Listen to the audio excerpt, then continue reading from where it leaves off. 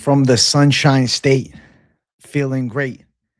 Big J on a Thursday, late night, PropAholics showcase. When we got the fights going in the early hours of the morning here in a day and a half, we got to go in depth about everything prop betting.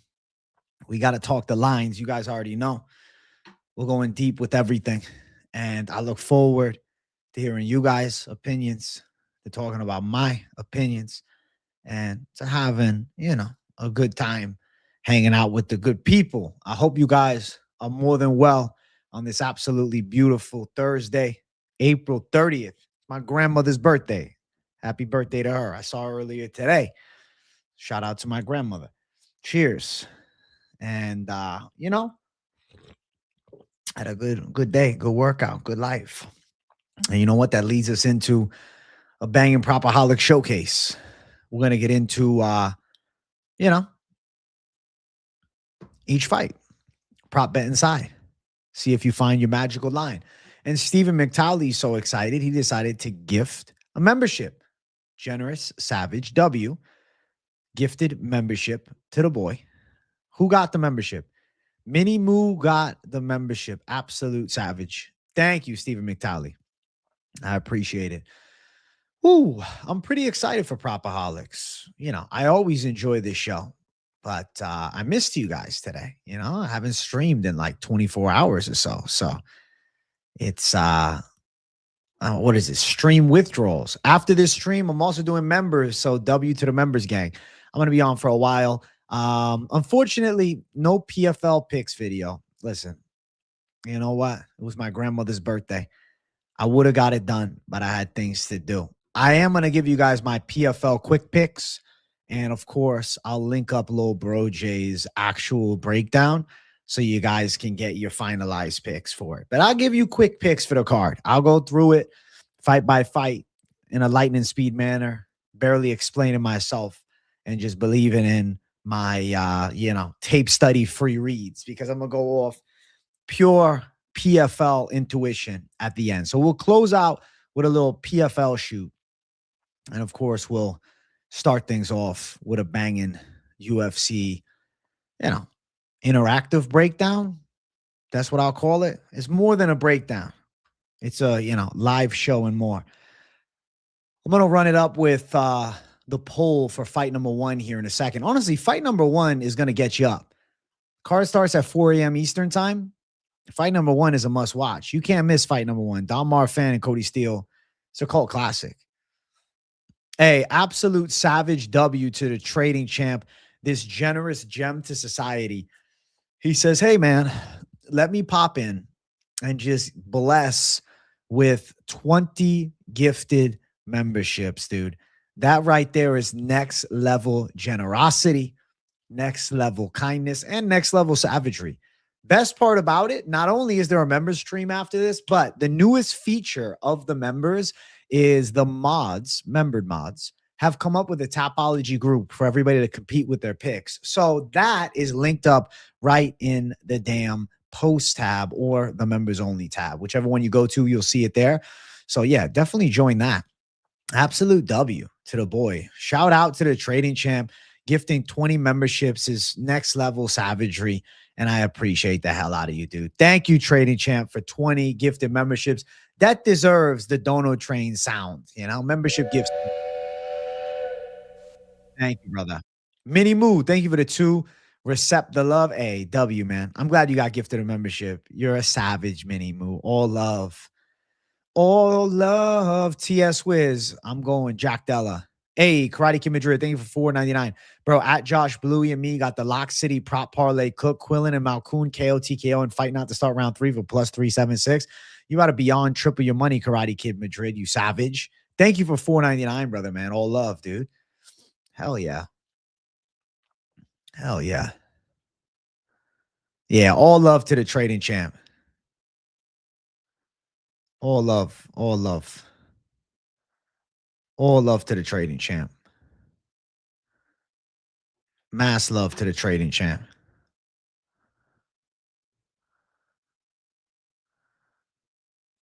The absolute menace of menaces. The savage of savageries. W to the champ. W to the champ. The champ is here. W to the champ. Thank you. Thank you.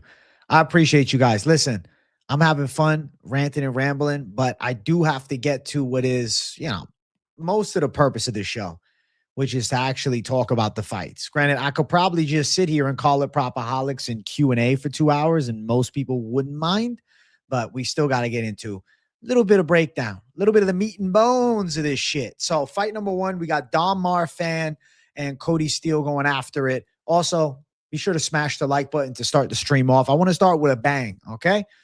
I want to start with a bang real quick, straight to it. So make sure you smash the likes and show some love. Subscribe if it's your first time, man, and keep on watching. The weigh-in show is going to be at like 7 a.m. Well, technically it's 6:30 start. I'll start recording it at like 7 a.m., so it'll be out by like 9. Big J has an early day. Big J has an early day.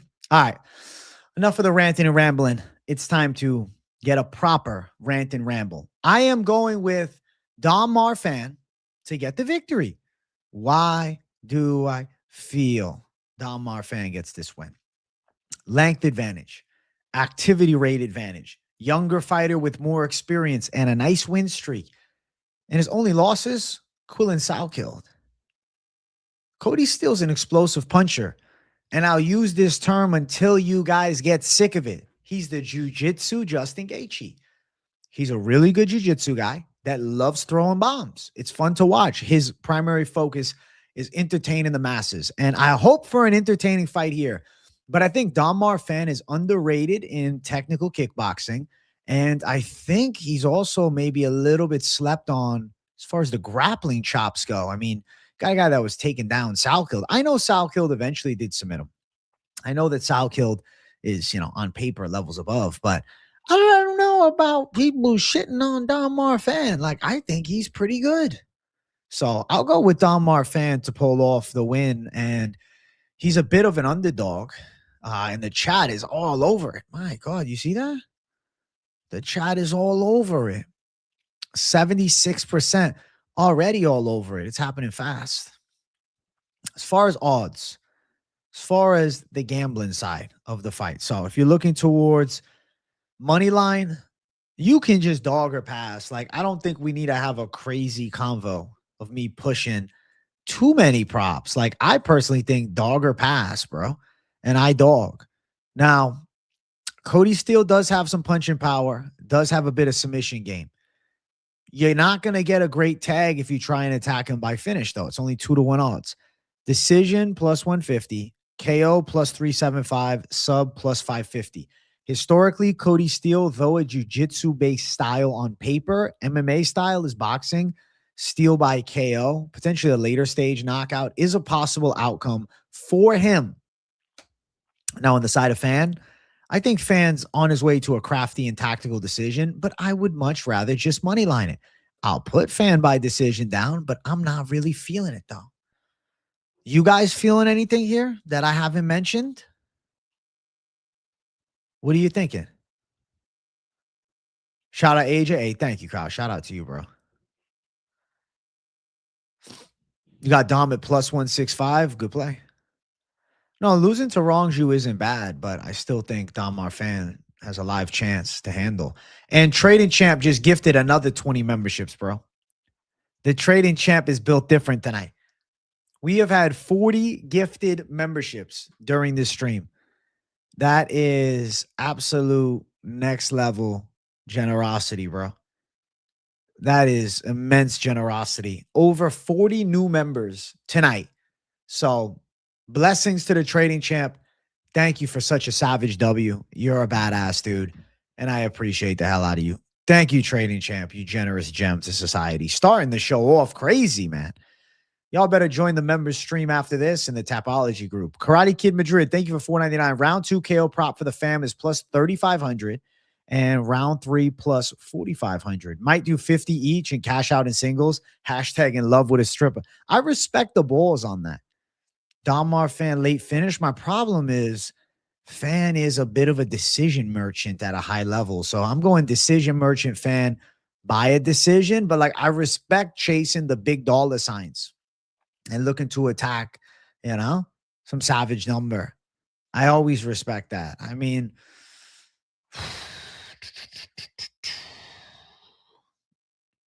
fan wins in round 3 is like plus 2,800.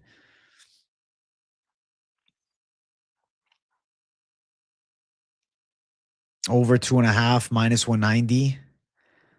Bro, I guess I'm just really not like prop crazy for this fight. And I don't care. It is a PropAholics show, but I'm an honest dude. Dog or pass would be my choice. You need the Shamil fight breakdown? Hey, we're getting there, bro. We're getting there, bro. We'll be there soon. We'll be on the cusp of it soon. We got some fights left though, man.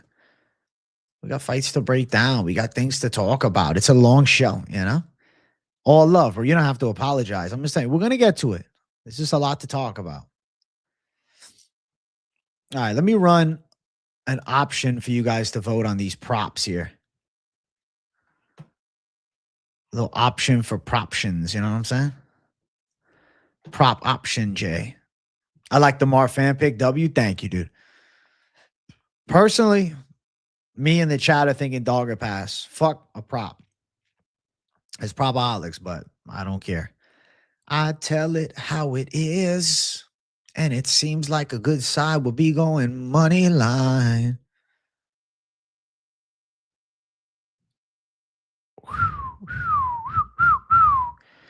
Oh shit, Dono Train Hru, you asked for it. Thank you for getting the motherfucking Dono Train running, bro. I appreciate you. W to the Hru side. He's an absolute certified savage. He's a certified gangster. He's built different than the rest.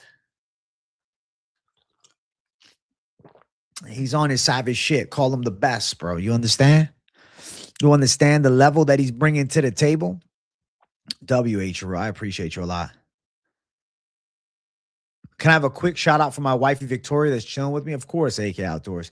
Shout out to the Mrs. AK Outdoors, Victoria. W to you and W to him. Marfan and round 3 prop bet. I mean, it's plus 2,280. I mean, if you're going DJing, you run it with that. You don't need me to put that in the poll for you to know what it is. Yeah, sure. Write it down. DJing call. $50 fan 2, $50 fan 300, fight to go distance. I think you're very live to cash on that. I do. Don Marfan's skills underrated. Hey, W. Eric Wilson, thank you for the $4.99. I'll admit you used to doubt me, but I respect the grind and dedication. Respect, you got this. Hey, all love, bro. I'm glad that the key word of that entire, 2 sentences, used to, key phrase, used to, not still do. That means a lot, bro. Thank you for the $4.99, Eric Wilson. I appreciate you keeping the Dono Train running. All love, bro. All love. Very much a savage play and a savage call on the way this Saturday. And I'm telling you, I'm feeling good about what I got locked in. I ain't leading anyone astray.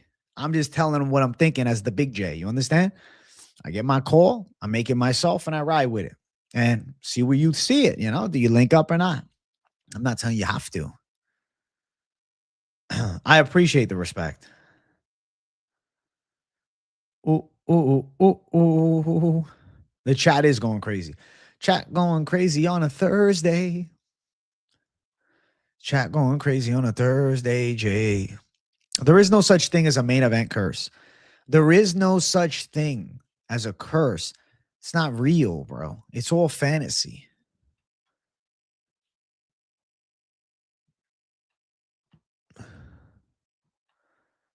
Bum, bum, bum, bum, bum, bum, bum. Blum, blum, blum, blum, blum, blum, blum. All fantasy, bro. Fantasy, Jay. It's a fantasy, Jay. It's a motherfucking fantasy, Jay. It's a fantasy, Jay. It's a fantasy, yay.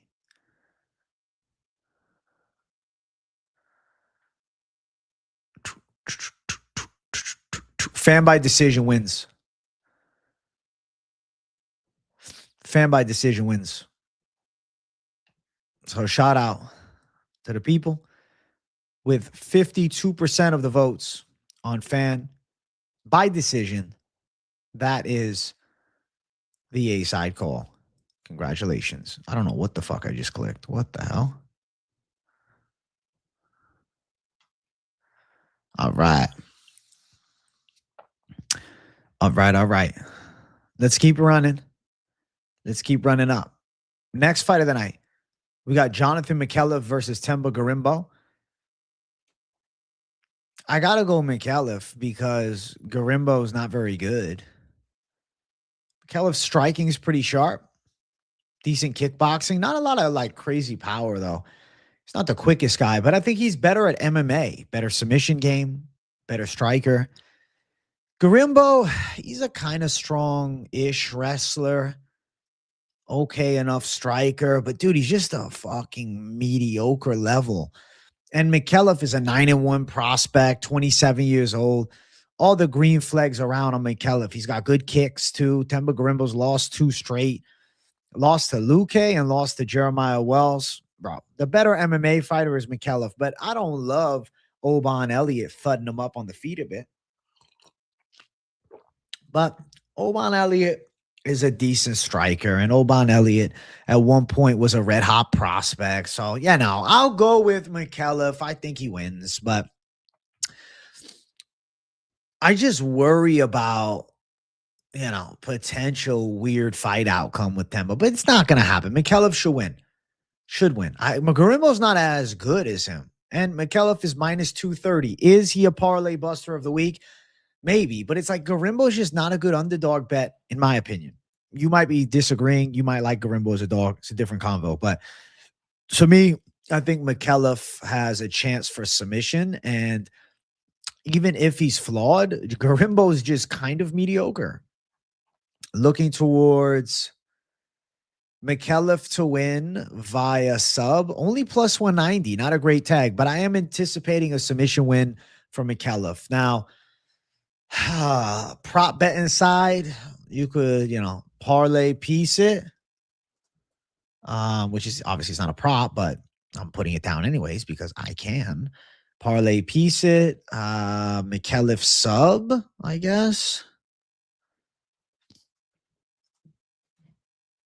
Okay. Micallef sub round 3, round 2. I like round 2.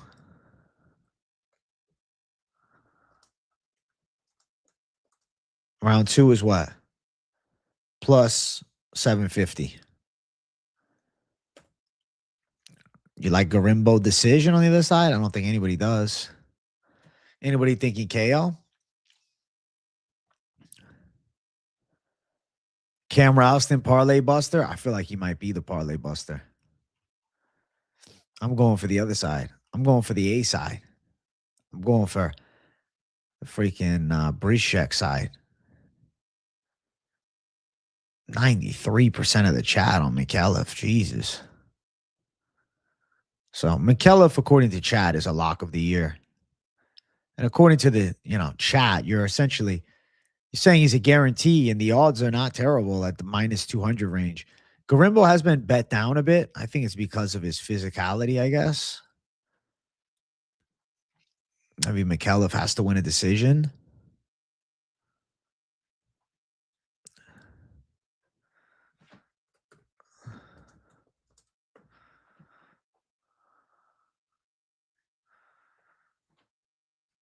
All right.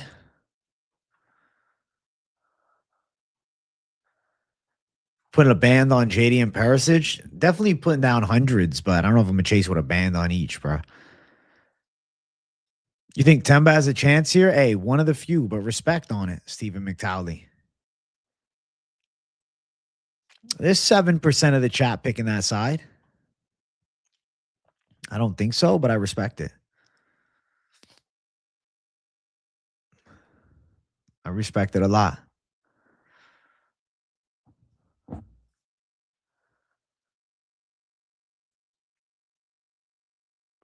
Have you seen Alex's prediction video yet? I'm going with his picks for the main brother, Prates. Alex makes some great points. It's all love. Hey, all love, Mixtape. I know me and big bro, me and little bro going different ways. If he wins this weekend, I'm gonna have to call him Big Bro Jay. Because we're head to head on the main event. And head to heads, I've lost both of the times he's been back this year. But not this time. Not this time. I believe in myself, genuinely. He's going against my dog Lock. I'm going the other side.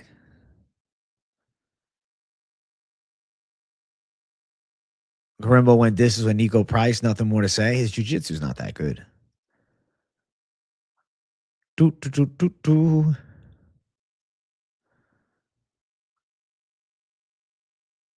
Body kick looks nice from Micallef as well, being a southpaw fighting orthodox. Definitely could see him landing it here. I think Micallef clears. I like that the chat is on the parlay piece it side. 35% on the parlay piece it side. 33. Now it's starting to move. Now it's starting to shift. Yo, what's up, Big Chungus Fungus? W, my boy. W to the Big Chungus Fungus, bro. He's a certified gangster. He's a certified animal. Is my actual little bro? My actual little brother has a YouTube channel now. Wow, Micallef by decision is just taking the lead, bro. I'm actually surprised. Like button, Jay, hit the damn like button. Hey, W, bro. Hell yeah. Card starts at 8 a.m. for you. Hey, 4 a.m. for your boy. 4 a.m. His little bro knows game. Listen, little bro's got some great picks. He does. But I think this weekend, it's back on business, Jay. This weekend, it's back on business, Jay. I feel good about it. I feel damn good about it.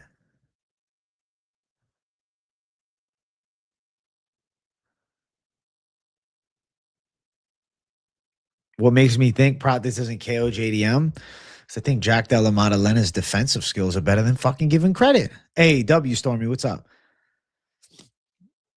Ooh, ooh, ooh, ooh, ooh, ooh, ooh, ooh, ooh, ooh, ooh. All right, next fight's a weird one. Things are getting weird. Things are getting real weird in the next one. We got Party Time Schultz. Let's keep running. Wes Schultz versus Ben Johnston. Party Time versus 35-year-old taking a break from retirement to fight. Jesus, bro. It just looks like Ben Johnston's going to kick his ass, though. Like, I don't know if I'm going to be able to stick with Party Time Schultz. Like, I know his ground game is there. I picked him. We'll see at the face-off. I'm in my head about this pick a lot because I know Johnston is the better striker for sure, and he's 6'4". If he's actually 6'4" and he just mogs Wes Schultz, like, you got to worry about Schultz getting chinned every time that he fights, man. Johnston all day, no betting on Party Time. I know. I might be fumbling. We'll see after the weigh-ins. But my early pick was Party Time to fucking wrestle and hit us up. It's a party. It's a party. It's a party. Hey. Hey, I mean, this isn't really a random Aussie. He trains with City Kickboxing, or at least he used to when he was fighting. But he retired from the sport.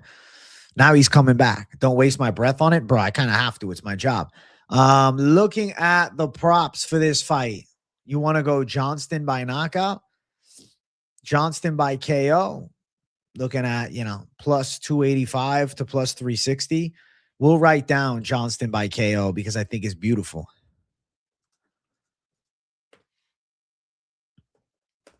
And then Schultz by sub, the other side, plus 250.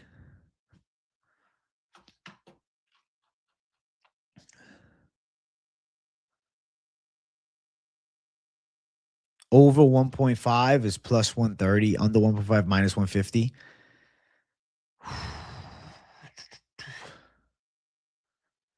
I mean, if Schultz can hit some takedowns, he could change this fight. Like, it's not a guarantee Schultz just gets knocked out in one shot. It seems like that's the consensus. It's like Schultz is just down and out one shot.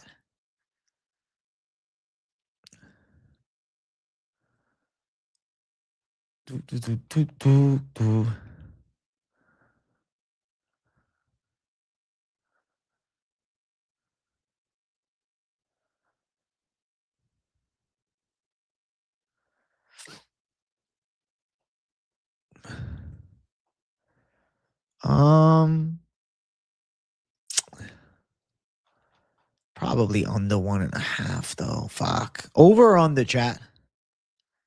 Over or under?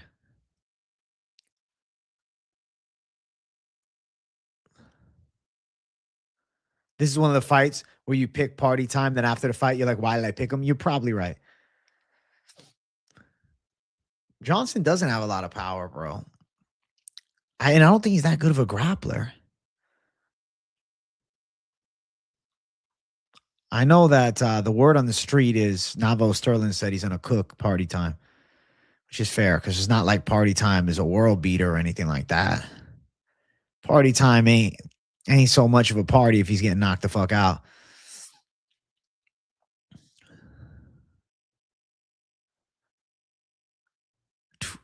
I say that with every party time pick. Listen, man. It's a party. It's a party. It's a party. Hey, you got to pick Wes Schultz, man. What the fuck? I don't know. I'll see. If he gets mogged at the face-off, I'll know the truth. I'll know the truth.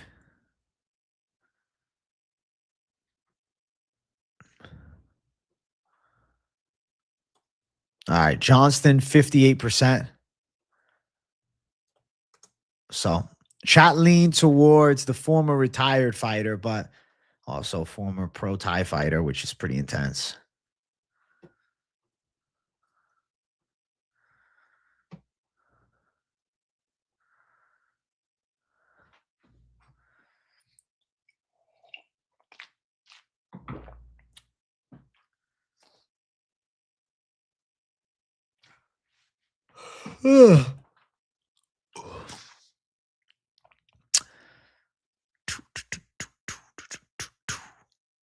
Let's see.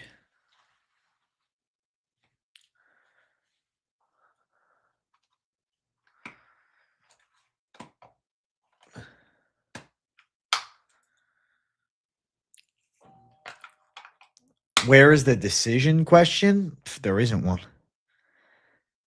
The expectation is simple. Violence or nothing.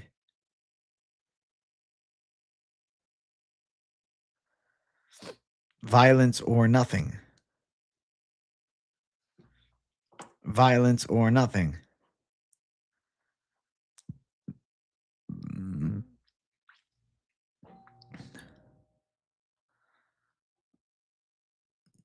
Oh.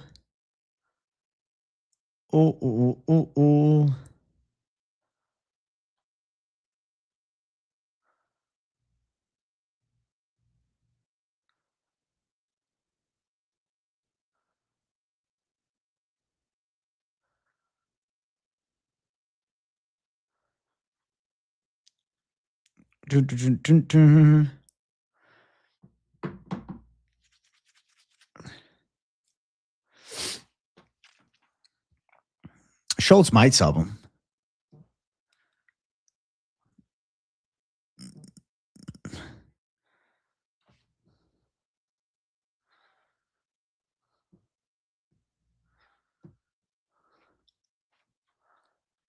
You can hear the doorbell? Yeah, I'm making sure the door is getting answered right now. That's why I was out on my phone.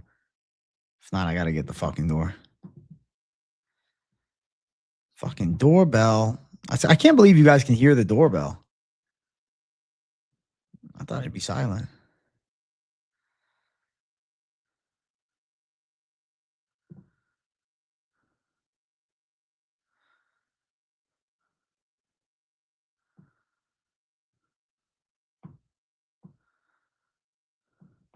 I don't know. You're picking hair for sure. Respect on that. Johnston by KO is leading the way, but only by 5%. The Schultz army is strong, and now it's even, bro. There is an army of Wes Schultz fans worldwide. There's probably about 40 of them here in the chat. 40 savages in the chat. Let's close it out. W.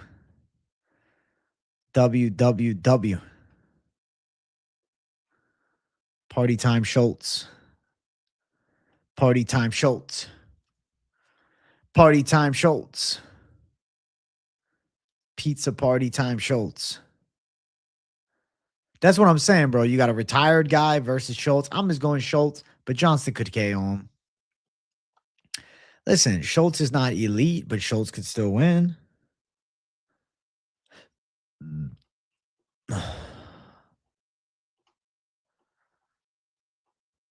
Battle of the Bums. Battle of the Bums. Up next, we have Volkanovski's secret love child, Colby Thicknesse, versus Vince Morales. Obviously, I'm trolling. Volkanovski's not actually his father, but they're good friends, and they've been training together for many years. The pick is Colby Thicknesse, but not with overwhelming confidence. I just think he should be good enough to beat Vince Morales. Striking is okay. His grappling is okay. He's 26. Improvement is an element of, the game that is also to be measured. Morales is a tough journey, man. He's 16-10, but definitely the B side here. I don't think this is a parlay buster because I wouldn't go near this fucking bet. I wouldn't even consider it, bro. Minus 135 Thicknesse, not, a crazy wide line where people are thinking he's a lock. And then Morales at plus 115, not a great dog line where people are thinking he's a good dog. My prediction is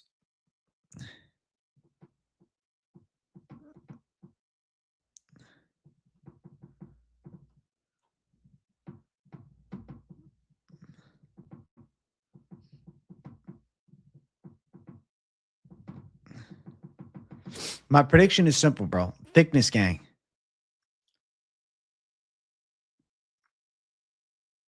By a decision. All right, give me a second, chat.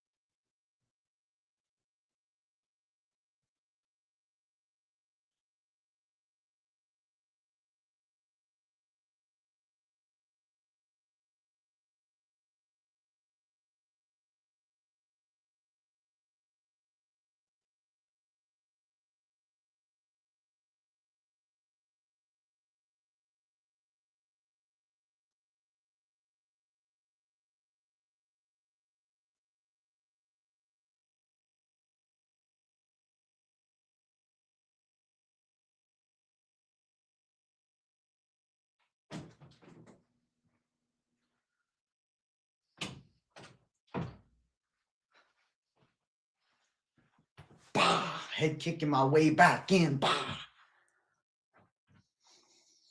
Sorry about that. Doorbell needed to be attended to. I am now a witness, yes. We'll go Thicknesse to pull it off somehow. Thicknesse to pull it off by decision. Thicknesse with decent enough defensive grappling, solid enough wrestling, okay enough kickboxing.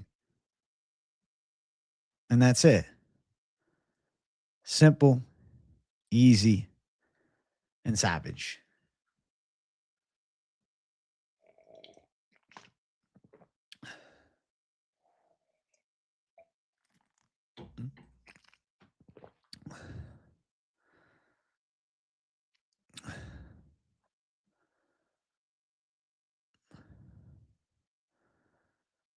Boom, boom, boom, boom, boom.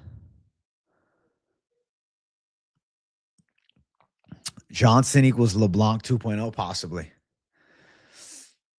Listen, if Thicknesse loses to Morales, I'm not going to be sitting here shocked. I'm not going to bet this fight, bro. Like, this seems to me like a, either sub for Morales or a decision for Thicknesse.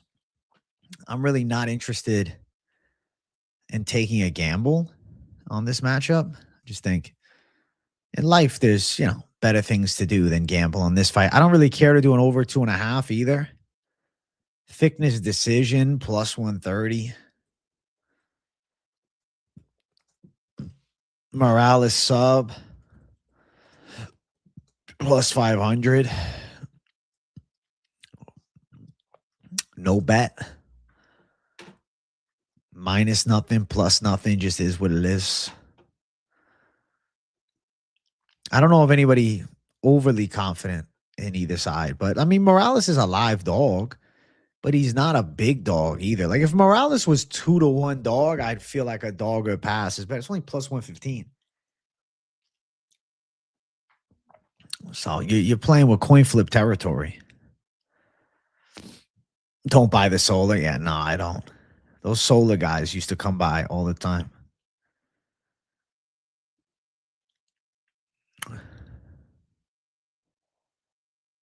Morales plus 3.5. Listen, that could be your money play. Morales plus 3.5, minus 240. So not really like they're giving you good odds on it either. One of those fights, bro. You sit down, you watch. This is a fight that I hope is entertaining because I could find myself feeling a little sleepy during this fight. I'm going to be at like 5 in the morning. So, yeah, possibility there. I'm closing out this poll, bro. You see how much I am interested in the deep dive of this fight? I'm not. I want to move on. I want to move on, bro. Smoke break, dog. I'll fall asleep. All right, we got 3 prelim fights left. Morales, listen, he's 3-8 in the UFC, but he went on a nice win streak outside of the UFC. That's how he got re-signed. And then, you look at the UFC roster is bad, but yeah, he is at Syndicate. Trains with Marab and stuff like that. All right, let's keep running. Next fight on the card, we got Jacob Malkoun, Gerald Meerschaert. I mean, I feel like it's an obvious Malkoun pick. It's just, how do you bet him? Are you going Malkoun by decision? Are you going Malkoun by knockout? Are you going Malkoun by submission? Are you going Malkoun by decision over? Like, what do you want? Malkoun KO is plus 115. Even though he's a black belt in jiu-jitsu, he has never won a UFC fight by submission, nor has he won an MMA fight by submission. So it's like hard to sit here and say, yeah, I'm going to throw down. What's GM3 sub? Plus 1,400 on GM3 sub. I just don't see it.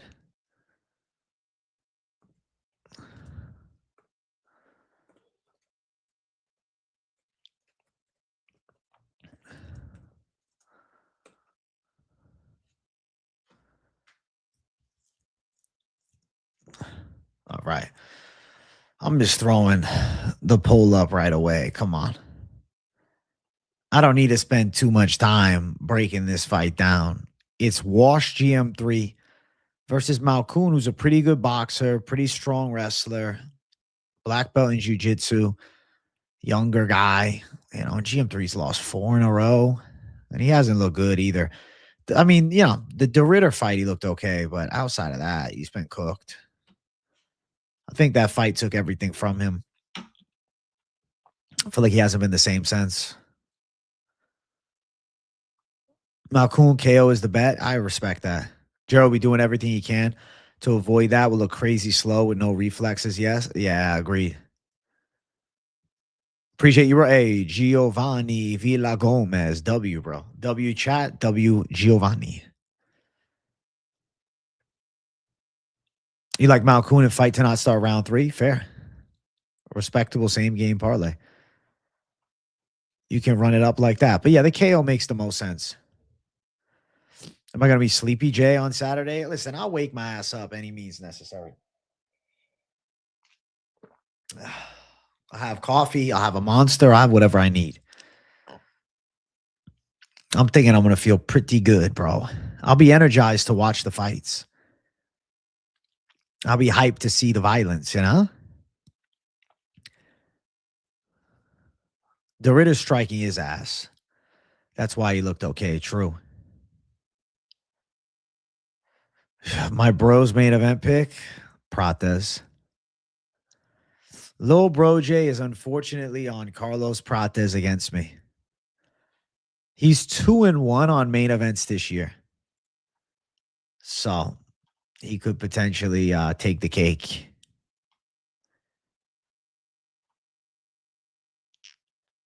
Yeah, I think Malkoun's ready for this.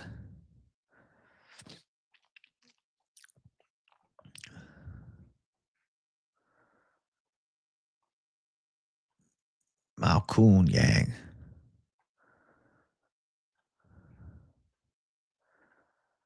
Ooh, ooh, ooh, ooh, ooh.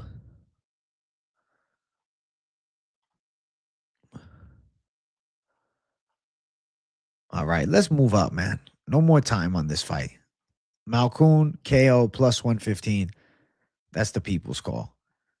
Tafa Christian. My pick here has got to be Tafa by KO. Tafa with the heavy punches. Tafa with the power. Dog, Kevin Christian just unimpressive. Outside of being 6'7" with an 80-inch reach, there's not much else on him. Tafa hits hard, bro. I think Tafa's going to knock him the fuck out. I think Tafa's going to drop some hammers on him.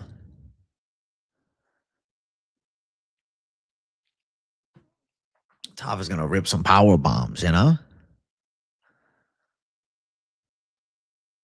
Tafa's going to be motivated, fighting a guy that he knows he's way better than. Kevin Christian is striking as mediocre. Okay kicker, decent guard, but not much else, dude. He's got solid BJJ. Let's see.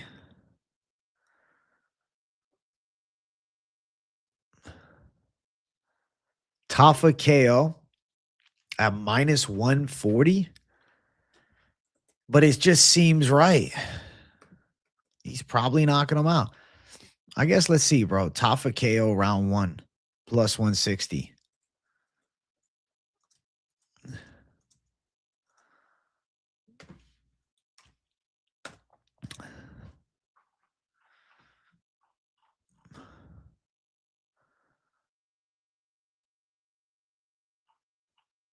Shit, bro. Tafa KO 1 is likely, but just in case, I mean, you could go Christian sub at like plus 350, plus 400 range. Get a little Kevin Christian submission action.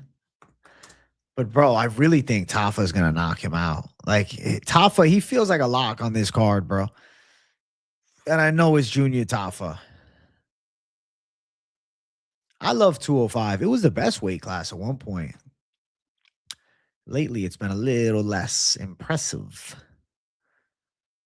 over recent years. All right, there we go. Tafa, 79% of the chat's pick is Tafa. But we're going to run it with a little poll action. Tafa gang. Tafa army.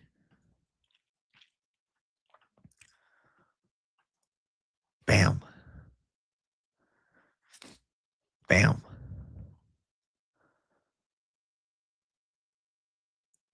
Christian got knocked out by somebody in the first fight ever. When was that? No, he never lost to a debuting guy.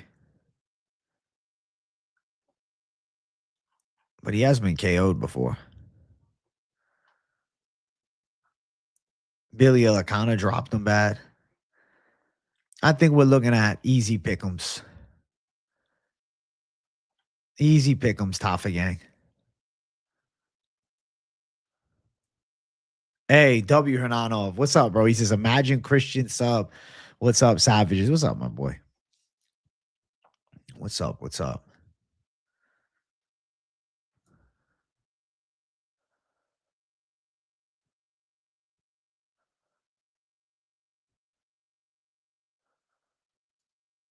Boom, boom, boom, boom, boom.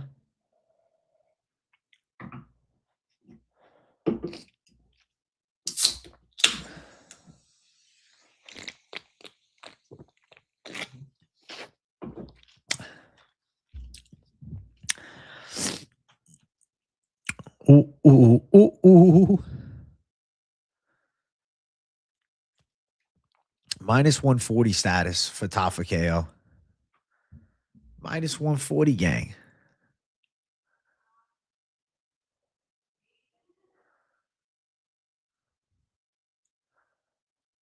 Tafa KO round 1 plus 160. Christian sub plus 350. Bro, I'm a Diet Coke fiend, Hernanov. Yeah, no Coke Zero, gang. I know. Minus 140 finish prop for a 6-5 guy is tough, but Tafa's got crazy good hands. Say what you want about him. Dude can fucking box. It's just his grappling that sucks. But his hands are sharp. His hands are deadly.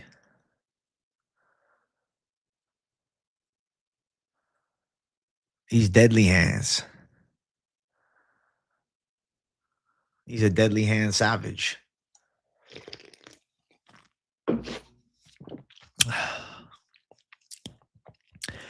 He's a deadly hands monsoon.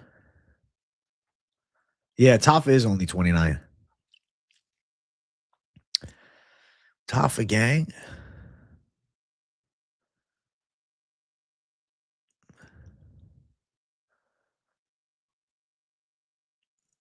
Tafa, bro, they didn't check the leg kicks. Junior. When Rogerio de Lima mauled him and just chopped his legs down like he was nothing. I hope that he's gotten his ground game better, bro. At least a little better. Thing about Kevin Christian is he doesn't offer much of a takedown threat.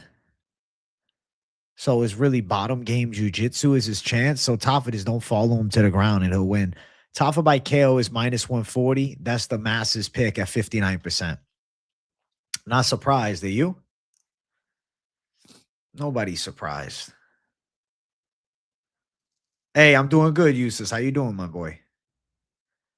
Hey, we're about to hit 50 likes, chat. Make sure you guys hit the like button and show some love. Show some love for the PropAholics, Jay. What's up, Casey? Oh, shit. Here we go again. I think Kevin Christian may be the worst fighter on the roster. You're right. Dariush eye healed a bit. I'm glad, bro. I want Dariush at least to have a fair shake, you know? Not picking him to win, but definitely prefer not a one-eyed Dariush out there.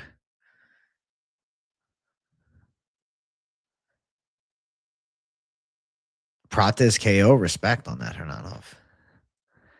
He spared shit a lot.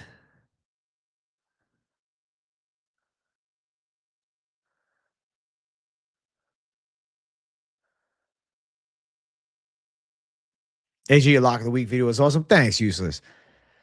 I felt like it was my most fun one of the year, bro. Yes, we're waking up at 4 a.m. Saturday. Absolutely, bro. Oh, yeah. Oh, yeah, bro. 1,000%. 1,000%, Jay. Dude, the Brundage fight had me picking against Rowston. I'm going fucking the other side. Hey, thank you, Hernanov. I appreciate you. Let's run it up to the next fight. Let's talk the feature prelim. Cam Rowston, Robert Bryczek. So my initial instinct was Bryczek. Then I tried to talk myself into Rowston. Dude, I start my Sunday show with the breakdown, and I can't even keep a straight face as I decided to go against my initial lean of Rowston, or my double taked lean of Rowston. And I went back to my initial lean. I think Bryczek's boxing in range is dangerous. I just can't over obsess about his loss to Potieria, which sucked. You got power in the hands on Bryczek. You got close range boxing skills. You got Rowston, who's got good straight shots. City kickboxing style, but doesn't have crazy athleticism. Like, he's very schooled, but he's not crazy athletic. And we saw that kind of exposed by Brundage, who was willing to close the gap and mix it up in the pocket. I look at Bryczek as the type of guy that can give him beyond those problems, because Bryczek is a more dangerous striker than Cody Brundage. Bryczek has serious knockout power. I mean, if you look at Bryczek's record, the dude has 12 KO wins as a professional fighter. When Bryczek hits, it does fucking damage. And I think that Bryczek can land some big over-the-top shots. Now, of course, I think that Hernanov is onto something. I see him in chat saying, true that, AJ, but straight down the middle would crack Bryczek. Absolutely. He's square and hittable down the center. Comes down to a battle of dog. I think Bryczek, gritty. Rowston, technically clean. Flip a coin. For me, it lands on Bryczek. You also get slight dog status at plus 140. Understand, when I made this prediction, it was plus 210. The line has come down. That tells me there's a lot of money on the opposite end saying, hey, we're not sure about Rowston either. And I kind of like to see that. Now, how I think about this matchup, I think Bryczek, power advantage, Rowston, distance kickboxing edge. But the key argument in all of that is, can Rowston keep this crazy motherfucker off of him? That's it. Now, if you think Rowston is going to win, obviously he's got some submission game. Obviously he's got some close range game. I did call him winning on Contender. I like Rowston a lot, which is why I, almost picked him, because I've become a bit of a Rowston fan. My fandom favors Rowston. But I can't pick fights based on fandom. I got to pick it on stylistic matchups that favor one side over the other. And Bryczek, maybe a little favorable to me. A little bit, though.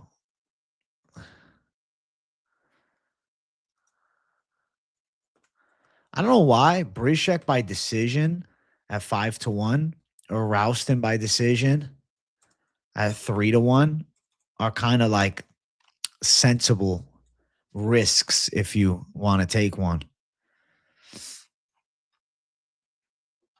Who wins the chat poll?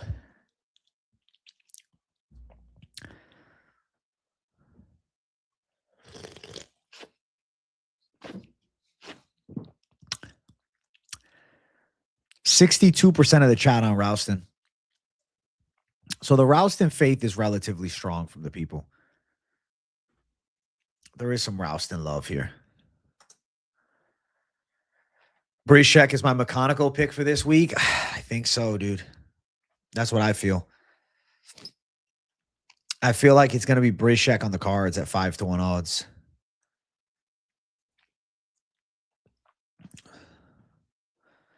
What's either fighter by KO? Plus 140 for fight ends by KO. I'll put that down. But I am picking Bryczek to find the way. I like decision even. You think Gorimbo's this week's Mechanico? I guess we'll find out. But I don't know. I think Gorimbo's pretty bad. I feel like Mechanico has shown more skill.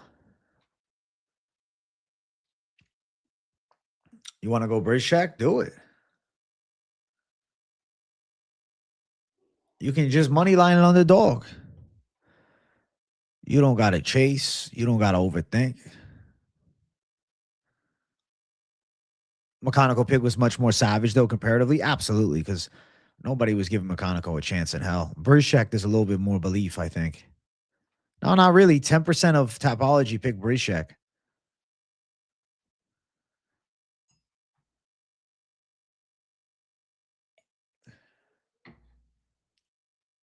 Exactly. Gorimbo doesn't have McConaughey's talent. McConaughey's a talented guy. He showed a lot of fucking skill, even in his loss to, Basinger. Listen, Big Chungus Fungus. Picking winner, not method, is the better way to run it. But this is PropAholics, bro. We got to talk about method as well. The day's been good, bro. Went to the gym, had a good workout. Getting lean, Jay. Getting lean, Jay.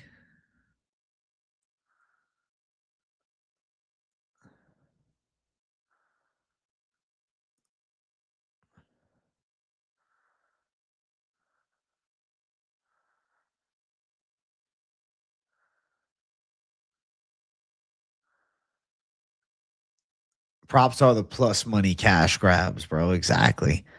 Chad has decided fight is going to end by KO, though. 48% saying ends by KO, and nobody picked Bryczek by decision.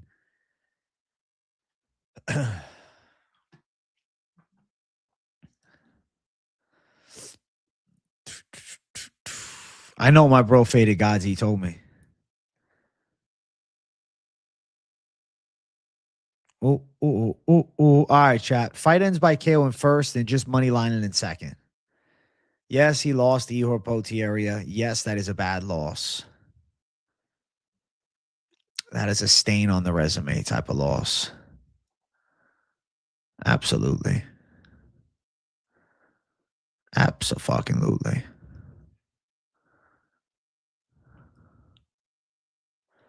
Yeah, I respect his dog attack there too.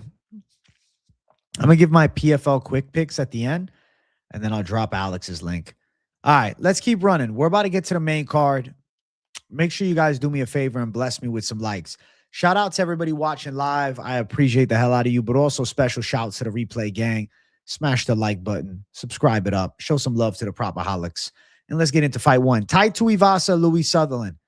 Listen, Tai has lost a ton of fights. He's lost more fights in a row than losses that Sutherland has. But to be fair, Sutherland's 10-5, dude. And, he took 3 losses outside of the UFC. I feel like I'm looking at Tafa and I'm thinking to myself, brah, not to be slept on here. He can rip with some heavy hands. He's always had a hell of a chin. Tai Tuivasa can box, bro. He's got pro boxing wins. I feel like Louis Sutherland is toast and striking, so I'm expecting him to shoot. I'm expecting him to shoot a lot.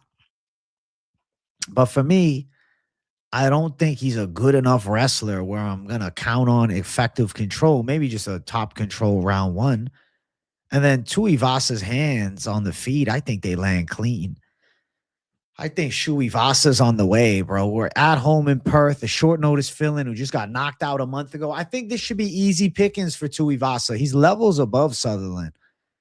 Tuivasa, he's a minus 220 favorite. Listen, there's one way that you bet a Tai Tuivasa, bro. And you bet him to win by motherfucking knockout. He ain't going to get a submission. I mean, you never know. Could end up getting a decision, but I think knockout is what makes the most sense. So we'll put that down first. Tuivasa KO. At minus 130. I feel like under 2.5 is what? Minus 240. Under 1.5 is plus money for these two. I'll put it down. Plus money on an under 1.5 between these two fucking wild men.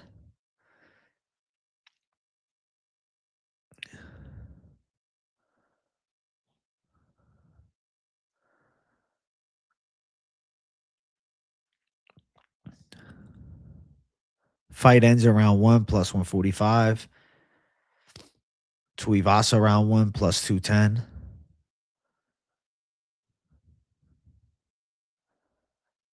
What are you guys thinking? You think Tai gets stuck on his back? Sutherland decision? Sutherland wins by decision, 5-1 odds. I'll put it down as a prop option. Plus 500.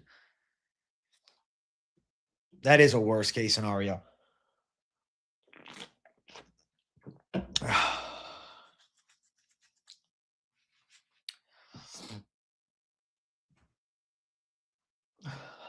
Louis doesn't want to quit. True. He's trying to shut up the haters, bro. Sloppy ass decision. Maybe that's coming. Chat picking Tuivasa at 66% rate. Decent.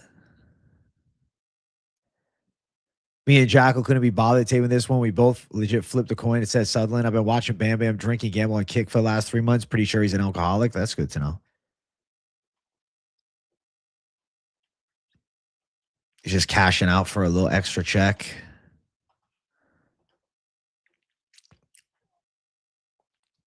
No, we haven't talked Prates JDM yet. We're on the first fight on the main card.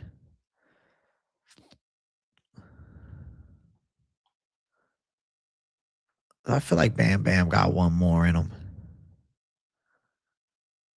I know, but Paku saying his boy's not locked in is something.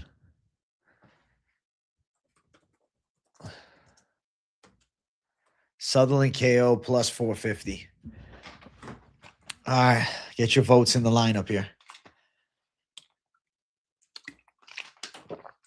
And let's see. Chat, we're at 63 likes. We need 90 likes by 90 minutes. So make sure you guys smash the like button. I am locked in, Jay. What's the subscriber count at? Let me check. Subscriber count sitting at 59,078. That's beautiful. That is gorgeous. I would love to hit 59,080 during this stream. So if you guys enjoy the show, be sure to leave a like. Be sure to hit subscribe if you're new. It's not the only show I do, bro. I got hella shows I be doing. So keep it locked in. Yo, a best and worst case scenario, I think, is the new cult classic. I'm planning on doing that, pretty much every week now. It's probably my most fun video I've produced in years. Granted, I love everything I do, but like as far as new series and stuff, holy shit, it was fun. So W to the chat. W to the people. Thanks for showing love on the newest series as well. A best and worst case scenario.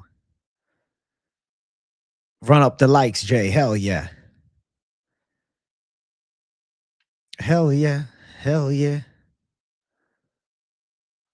Tuivasa KO minus 130 is in first place right now. 60% of the votes.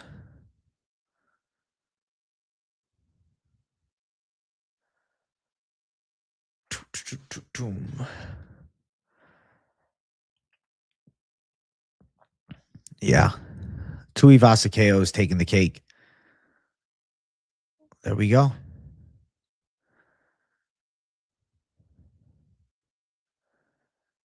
Tuivasa takes the cake. Shuivasa gang.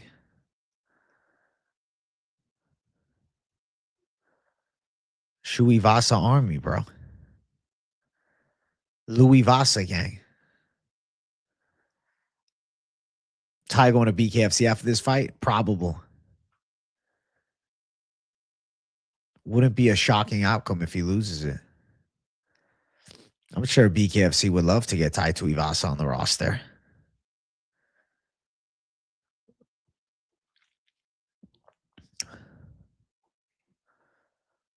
Hey, respect on the Vince dog lock call, Paku.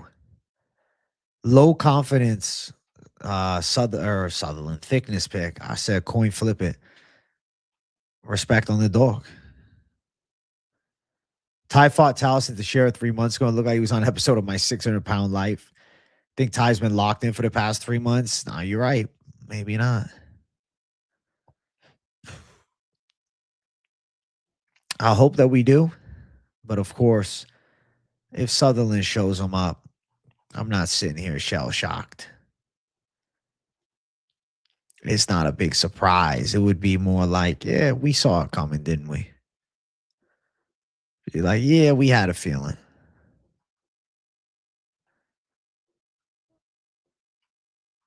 He might have been training for competitive eating. Is funny. Looked like it at one point, but he's lost some weight. Let's keep running up. Heavyweights again. Shamil, Gaziev, Brando, Pericic. Listen, bro. It's Brando Army from me. I think Pericic with the heavy hands. Pericic with the ruthless onslaught of bombs. Pericic with the violent aggression. Pericic with the savage rage. Pericic coming heavy, dropping hammers. Pericic is going to knock Shamil Gaziev out, bro. I can't pick Thick Boy. There's one way to run it, and that's Pericic to gun it. I think he's going to put that pressure on, land some dangerous shots. I think his striking is sharper. I think he's more accurate. He's a better athlete, more locked the fuck in, more focused on this game. I feel like Pericic is a massive A side. You're looking at a guy that the UFC, I think, has high hopes for as an up-and-coming monsoon. I feel like Pericic gonna hurt the side of Gaziev. Gaziev's getting chinned. And you don't even have to chase. You could just money line it at minus 130 and say, I don't care. You got minus 130 for Pericic. You're not getting much on knockout at minus 110, so why would you even chase it? If you want to find something, you could maybe go Pericic round 1. Not much, though. Plus 165.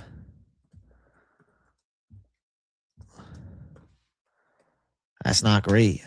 That's actually pretty disappointing. The props on this fight are not good. Like, you got wins inside distance at a wider tag than money line. This doesn't make sense to me. Leg kicks could definitely be effective here for Brando. Hey, W Paku. Me and Brando beat the emus in the Great Emu War of Australia. Brando can beat thousands of emus. He can beat Fat Gaziev. Agreed.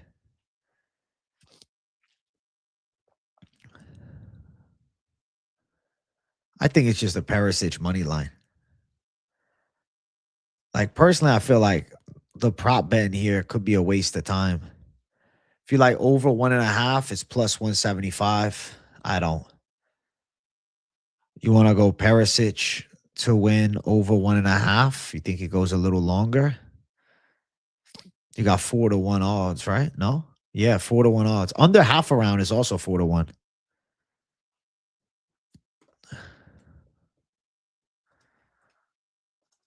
But it's like, is it really worth the chase? I say no. Chat, we're at 70 likes. Yo, get me 75 up in here.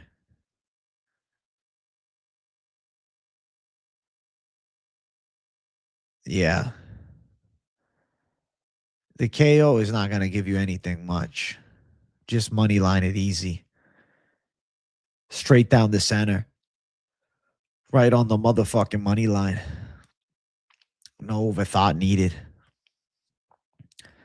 Pericic, confident pick from me. I feel like he's a lock of the card.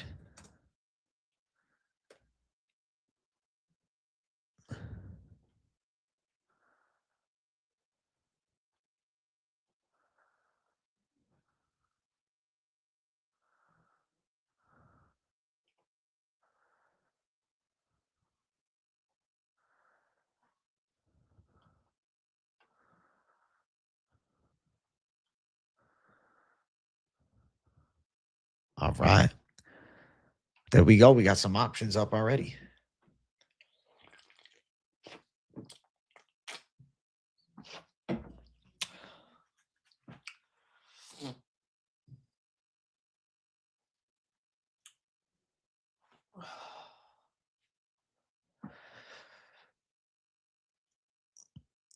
Big J, you think Quillian was a bit nervous at the presser, was the only one who got the vibe? I know some people were feeling that. I didn't watch the presser yet. I'll watch the highlights after the stream. But I feel like he is going to be nervous for sure. It's the biggest spot of his life. But put those butterflies in the right formation and he'll fly. I think he'll be good to go. I still got him winning. I believe in his tool set. I believe in his matchup stylistically. I like it for him. Brando is CKB's savior. People were calling it city faint boxing. You're 100% right, Paku. He is the city kickboxing savior. Putting the respect back on the crew's name. Respect back on it. Belief back on it. If Pericic loses, we blame Paku. Holy shit. I don't see Pericic losing, man. I think that he's going to cook Shamil.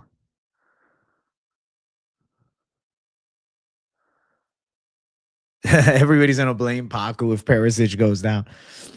Pericic is not losing, bro. Pericic is talented. 57% of the chat, 52% of the chat. The masses are saying Pericic money line and forget the rest. And I'm saying you guys are the best because anything else is kind of a waste of your time. Why chase extra plus money? A confident money line bet for something like this is substantially better. Brando Pericic should clear. I do think Pericic wins the fight under 1.5 rounds, but you're only getting plus 105 for that. So just go Pericic money line and call it a day. Easy peasy, lemon squeezy. Now, this next fight is interesting to me. It's a fill-in fight. Late notice spot. And I'm very excited to talk about it. If Brando loses, I might not show my face for a week. Honestly, Paco, I get it. But nah, he won't lose. You're fine. Next fight up the card. We got Marwan Rahiki versus Ali Schmid. Let me tell you something. Ali Schmid is a decent prospect, bro. He's got a good kickboxing skill set. He's a city kickboxing fighter. He does only have a 4-2 MMA record, but he was an 8-3 amateur. So he's got some experience. He was training to fight in May at the end of the month. So, you know, a little month early, but still was getting ready for it. There's things to like. The problem is no quality wins. Best fighter that he beat was 5-5. Got beat by a 6-4 journeyman. Got submitted in his MMA debut against a prospect who's now 5-0. I think, like, I enjoy Ali Schmid's style. He actually looks really good. And the problem with Rahiki is more hittable than I like. Now, according to the statistics, Marwan Rahiki brings a defensive tool set of kind of a wild stat. 6.33 strikes absorbed per minute, but still has a 56% defense rate because he's landing 7.73. You got one of the most like active strikers with heavy pressure that throws a lot of shots. Where did this fight come from, bro? Out of left field, Finch. They added it in, I believe, yesterday. Rahiki does have a chin. He's got good recovery. He's battle tested. I think Ali Schmid is good. I like Ali Schmid's style, but it's like you can't pick against an 8-0 fighter. You're better off you pick Rahiki, and if Schmid pulls off the shock, wow. You want to be a D-Gen? You could bet Ali Schmid by KO as a big fucking plus money tag. Currently, the lines for the fight, let me see. Ali Schmid is a plus 500 dog. Rahiki minus 700. They don't even have the props out yet for knockout or anything like that. So this is purely just a breakdown. Marwan Rahiki is a high activity rate pressure striker with violent intent. Ali Schmid is a pretty good city kickboxing prospect, but dog, he just hasn't fought high level before. This fight came out of left field, bro. He hasn't fought high level before. It always worries me when somebody has not fought at a high level before. Like, as much as he looks like a talent, because I actually like what he's bringing to the table, I can't sit here comfortably and be like, yeah, bro, I'd go out and bet this side. You know what I'm saying? Like, I feel like it would be irresponsible, even though I think he's got a real chance. I think the guy's got a shot. Maybe I'm delusional. You tell me if I'm delusional, Chad. Am I delusional for thinking this kid's got a chance? Am I delusional for thinking maybe he's got the thunder for it?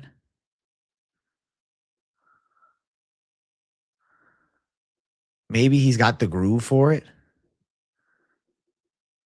Maybe he's got the gusto to pull something crazy out. Am I nuts?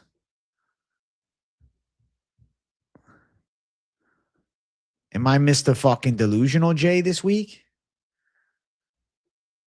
I don't think I'm delusional Jay for mentioning it. I think I'm delusional Jay if I go through and pick with it. So I think I'm going to stay smart and pick Rahiki because I think his volume is a problem. But I feel like Ollie Schmidt is a decent talent. I feel like Ollie Schmidt is a decent prospect. I feel like there's things to like about Ollie Schmidt. Yeah, Mike Finch. You can't really bet it either way. He's a huge favorite on one side. And then on the other side is a huge dog.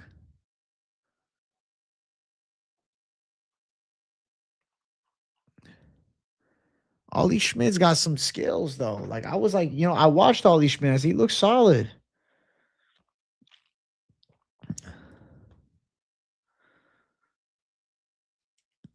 It's just, I got War Rahiki battle tested. It just seems like, how do I describe this? It seems like when you have to make a pick between a guy that hasn't proven he can come back from adversity versus somebody who has, as much as I see talent on Ollie Schmidt's side and his striking style is actually pretty good. It's very city kickboxing. There's things to like. It's just, dude, Rahiki is the better pick. But with all that being said, he is very hittable. And Ollie Schmidt's got some kickboxing in the arsenal. An Ollie Schmidt upset, knockout prop. But even Paku's from that side of the world. He said Ollie Schmidt is Ollie shit. Rahiki about to get freaky on him. All right. Fight probably ends inside of the distance. What's the under? Under 1.5 minus 180. I wish it was under 2.5 at minus 180. I'd be like, yeah, that seems like a lock. It's probably high-paced. Marwan Rahiki overwhelms a prospect that isn't ready for this level.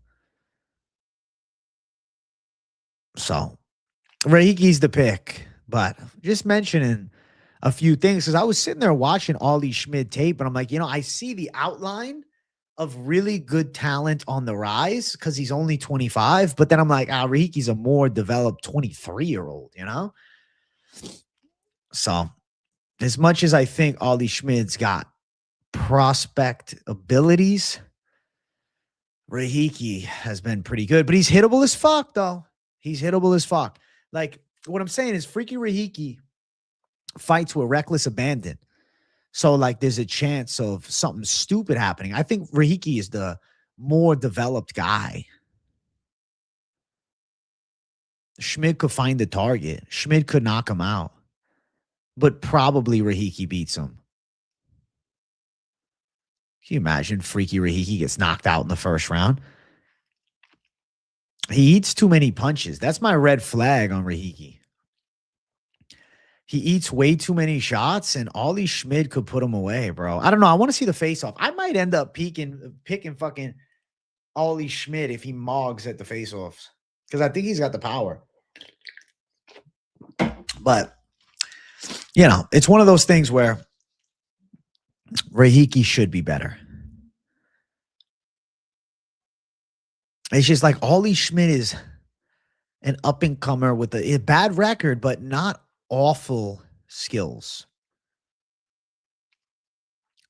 Did a lot of amateur fights. Like, there are things I like. Schmid channels his inner Ethan Ewing would be crazy. Let's see. We'll see. I'm not big on Rahiki. I'm going to pick a lot of 145ers to smoke him. You feel like Schmid doesn't have the speed? Because that's what my worry is. Schmid is at a level behind in hand speed. Rahiki is 94% of the chat's pick. Wow. Not even fucking close.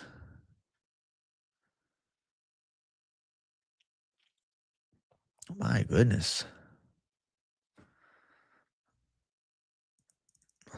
Not even close.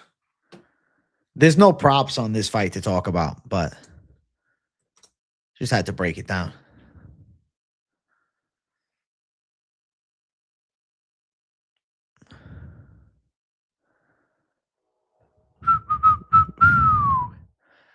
Oh. Listen, that's our new fight of the card that had to get it talking about. I'm excited to see Ollie Schmidt on the scale. AJ, go with Schmidt? I might. I don't know. Something is I got this weird feeling inside that Ollie Schmidt is about to knock Rahiki out. But we'll see. We'll see. I feel like my official pick will be when I get to see them face off. I've never even seen what Ollie Schmidt has looked like in a face-off in the UFC or a Contender Series fight, you know? Let's see what he brings to the table. Rahiki, hell of a fucking quick striker. Very hittable, but also lands a lot. Weigh-in show will be uploaded, around 9 a.m. I'm going to wake up early and do the weigh-in show.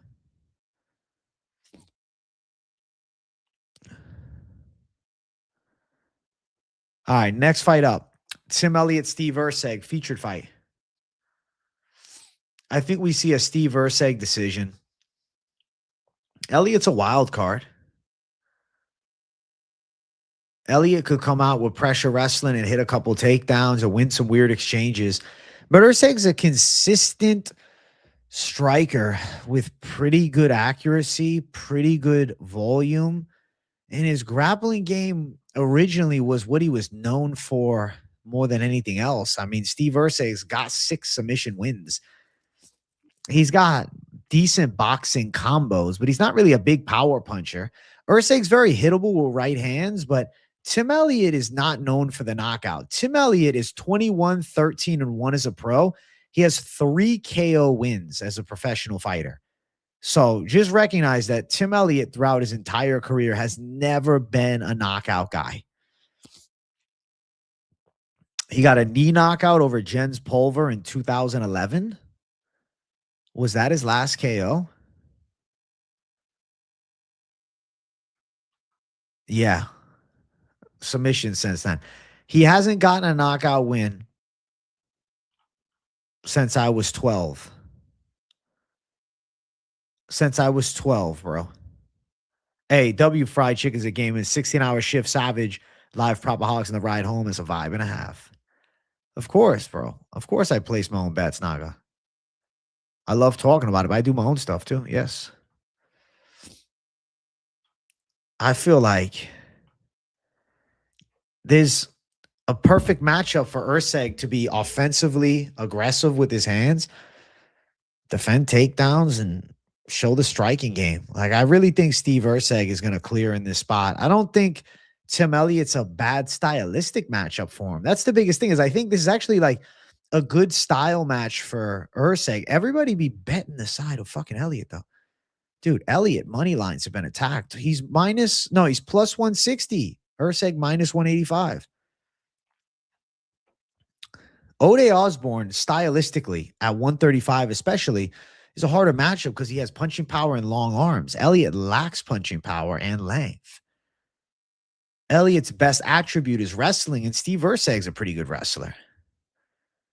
To me, I view it as a stylistic matchup that favors the Erceg side. I think over 2.5, very likely at minus 230. Erceg decision at plus 100. But if you like Elliott on the opposite side, Elliott decision plus 350. But one thing I'll tell you, which could be a surprise factor here, is a Steve Erceg potential club and sub. I'm thinking back to Tim Elliott getting submitted after getting hit by Ben Nguyen in round number 1 in 2017. Got arm triangled by Royval in 2020. Potentially a rock Tim Elliott gets sub. Now, it's not a beautiful lock bet to be had, but Erceg by sub, specifically it being a club and sub, is actually a rather possible outcome. I can see Tim Elliott getting hit with some decent punches on the inside and like Erceg jumping to his back or something. In a weird sequence, Erceg gets a highlight reel finish.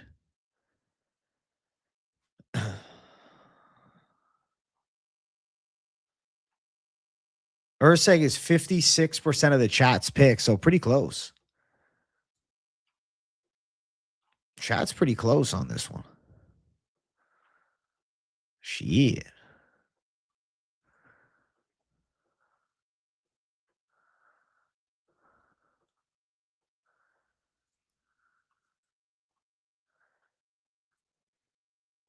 All right.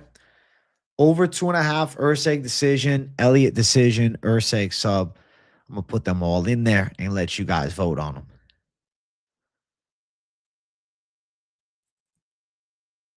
What time are the weigh-ins at? What time is the weigh-in stream? I know when the ceremonial start.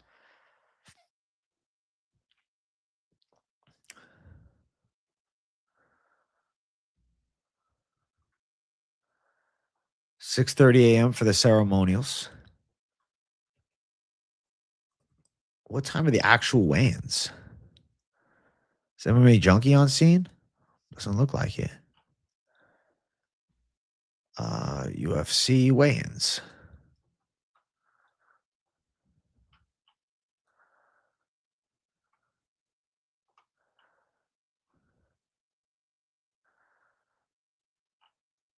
Okay. They take place Thursday. So the weigh-in should be starting probably in the next hour or so.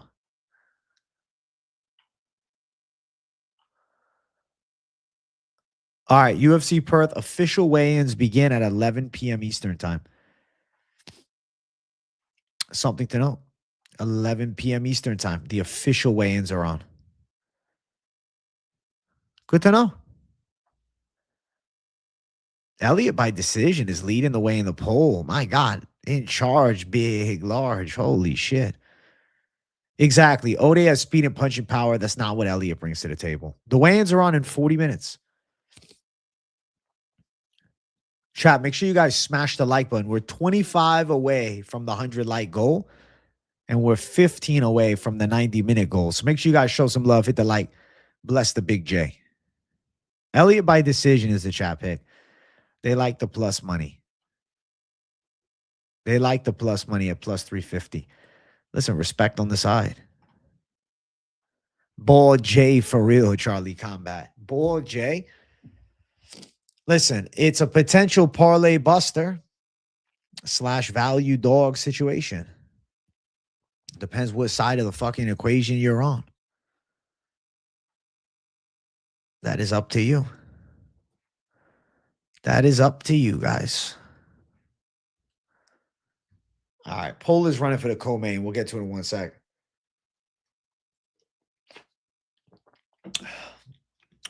Yeah, I don't feel a great chance of dominant position from Elliott. Charlie Combat, I love you, bro, but please stop spamming Ball J. Do it a few times, but holy shit, man. I'm looking at the chat. All I'm seeing is Ball J. Let people get their fucking comments in, please. Please, please, please, brother. Beep, beep, beep, beep, beep. Co-main event, Beneil Dariush, Quillian Salkilld. This is the Salkilld showcase chance. There's nothing else about it besides simply that. Dariush, 3 of his last 4 losses are knockouts. Quillian Salkilld, striking talent, definitely quick on the feet, well-rounded game, solid jiu-jitsu base. Could Dariush hit a takedown? Yes. The problem is I don't think Dariush takes a clean shot from Salkilld. Salkild's so much faster. Salkild's so much more precise.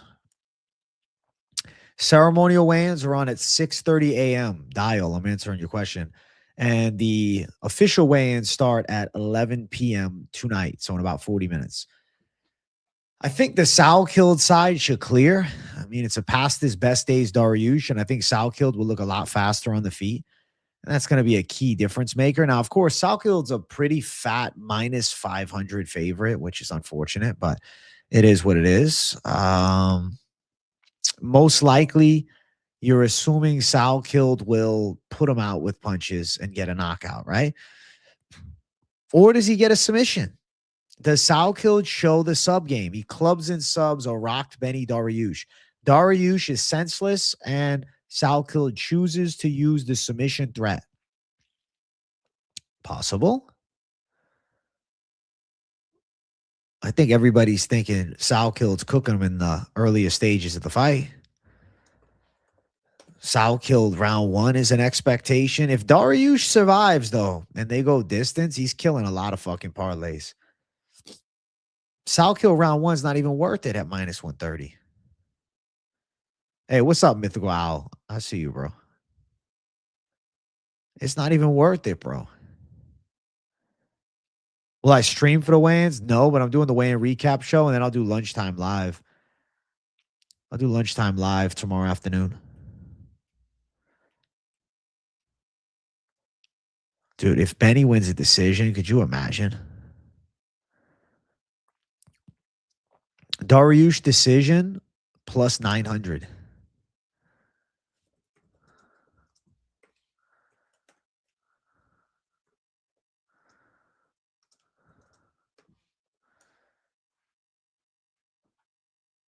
I feel like Salkild's going to put him out.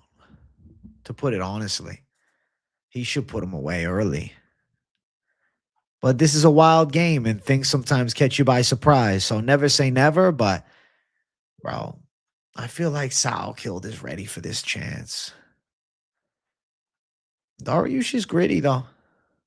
Dariush is tough. Dariush is a monsoon. All right. Bam. There's your lineup.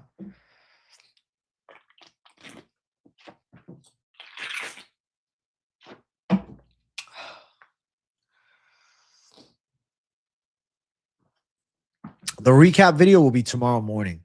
I'll do it after the ceremonials, not after the official.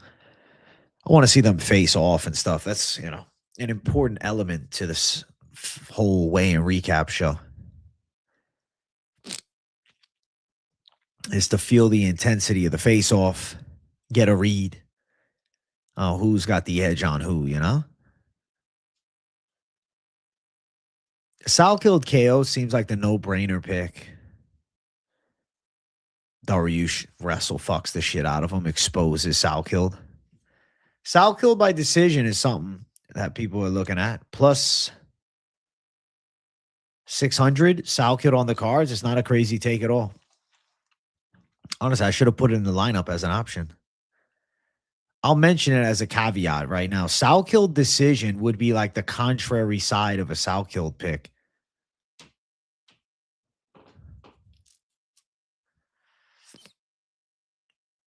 Another head kick would go crazy.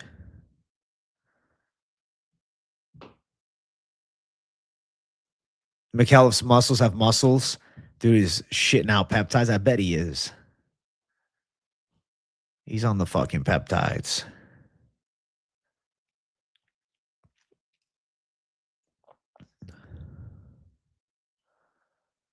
I don't think Dariush can avoid the hands for 15 minutes straight either, bro. I agree. You like third round of decision? The problem is one shot, Dariush could go out.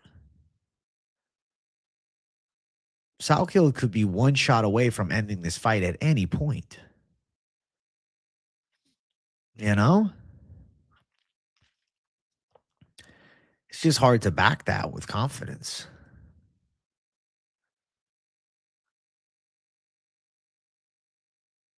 Even if Dariush gets takedowns, is he really going to hold him down? Could. Dariush is capable of control. Brando, Salkilld. I think you could just money line Brando, but if you want plus money, you could go with Salkilld. Everyone overrating Salkilld, but it's a matchup that favors him stylistically. He's the younger guy by a substantial margin, and he's well-rounded. And Dariush has looked pretty bad. Salkilld does have some natural power.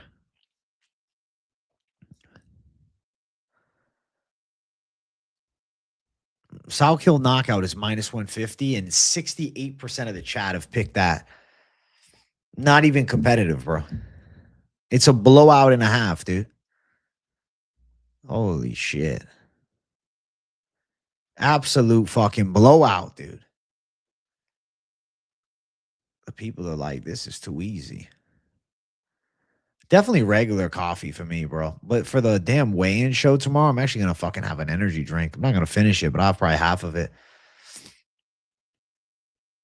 I'll boost my energy fast, bro.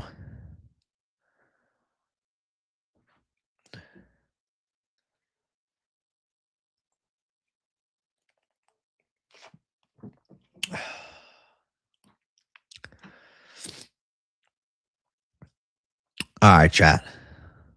Who's ready for Thunder? Who's ready? Let's jump it up. Salkilld KO wins the poll, minus 150. Under 1.5, 16% in second place, minus 145. Let's talk about the main event. Jack Della Maddalena versus Carlos Prates. We've been waiting this whole show for this exact moment. So be sure to smash the like button and subscribe. Absolute W's to everybody watching. Jack Della's my side. I think Jack Della is a really tough matchup for Prates. Prates knocked out southpaw kickboxer Jeff Neal last time, who I think is, or 2 fights ago rather, who's past his finest hour. Last time he took out kickboxing, well-rounded tool set, past his finest hour, Leon Edwards. Now he's taken on Jack Della Maddalena, who had an absolute dogfight with Belal, where he was showing boxing combos even late in round number 5. He got wrestle fucked by Islam. He's 29 years old, and I think a hard stylistic matchup for Carlos Prates. Prates is slower in the pocket. Prates needs space to land that straight. In close range, he's got the knees, he's got the elbows. I'm certain of it. Absolutely. But Jack Della has elite head movement. Jack Della has nasty reflexes, and Jack Della has some good shots over the fucking top. And I think Jack Della Maddalena's combination boxing is the ultimate difference maker between these fighters here. I think you're going to see an evident speed and fluidity advantage for Jack Della Maddalena that takes home the win for him. I think Carlos Prates is getting caught with shots in range, and I think there's going to be some body work too.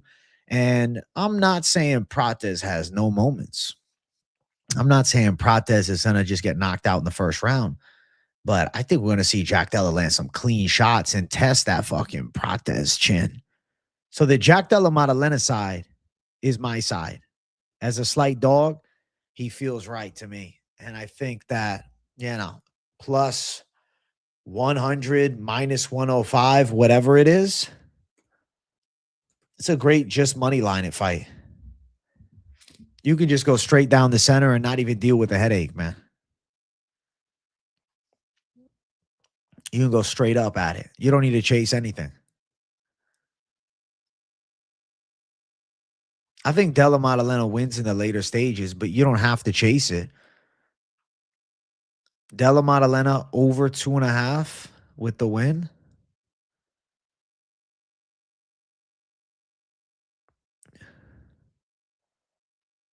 Like plus 175. That's pretty good. JDM decision. Let's see. Plus 275. Jesus. Plus 300. What's a Prates KO, though? Prates shuts him off. I think Jack Della is going to win the technical battle, bro. The technique warfare favors Jack Della for me. I do think Jack could get a takedown or two, and I think mixing them in is a good way to run it. Fade Asia on main events. Not this one. But the chat is against me. 61% of the chat going for Prates. JDM will cause him problems from Orthodox. Way better at winning the front foot placement battle and is more defensively responsible in trades. I love it. I love it. I love it, Paco. I think you're right too.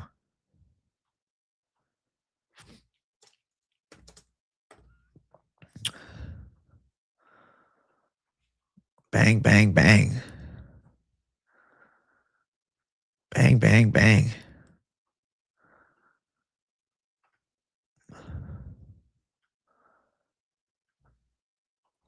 I just think Prata is going to be a step behind, man. He is going to rely too much on power, and catching Jack Della with the clean kill shot, I feel like it's going to be hard to do. Carlos wins. JDM getting knocked out round 3. All right. I got JDM showing out at home. JDM getting the hype back on his side. Main event Jay is so confident in his main event pick that he's locking the side of the underdog. Exactly. JDM is a composed savage. They said that about Leach, Neal, and Leon too. Check those fighters, though. None of them compete with Jack Della. Concerns over reach? No, because I don't think Prates is a distance sniper, even though he's a knockout puncher.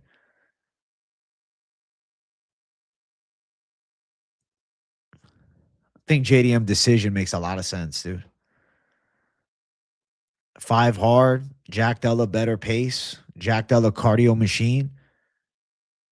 I'm going Jack Della dubs. This is not Douglas Erosa.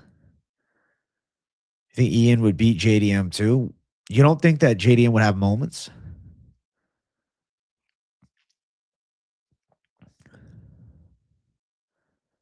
Dude, how am I trolling with the pick? It's Jack Della gang.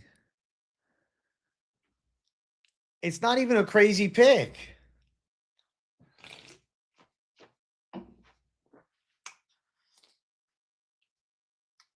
Ian would school JDM.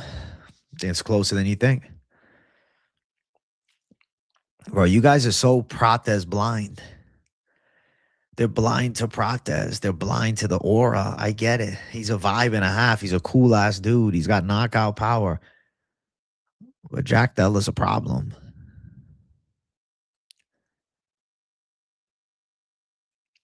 JDM losing Islam Makhachev after beating someone who was on a 10-plus fight winning streak to win the belt. And Prates being the Leech means he's going to sleep JDM. Jay's down nothing, bro. I think decision, yeah, or late finish, but decision. I think Jack Della wins a war. No, when I get this pick right, you're all going to realize there is no curse. And I just had, some wrong picks.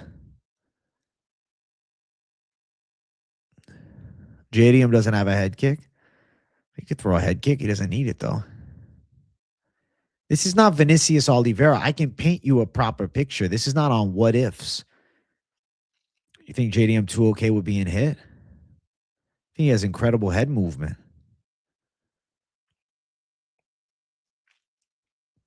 JDM pillow fisted? Think Carlos going to catch him slipping? The whole gang does. Over 2.5, yeah. Prates going to chew the legs. Stance switching savagery from the side of Jack Della won't let it happen. Gary did outstrike Prates, bro. People forget about that fight. Prates got shut down until late.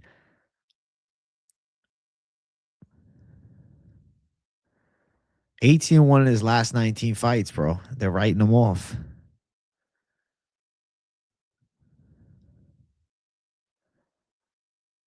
I pulled Prates JDM straight already. Prates won.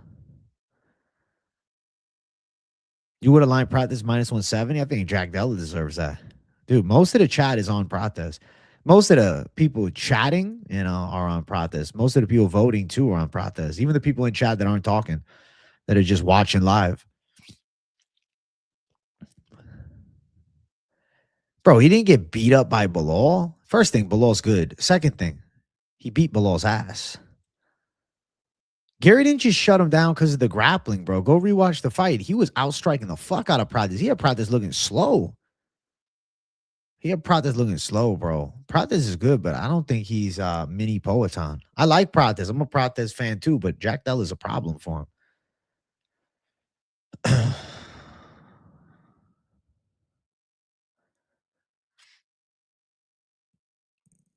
I think JDM could surprise with a couple takedowns in the mix too.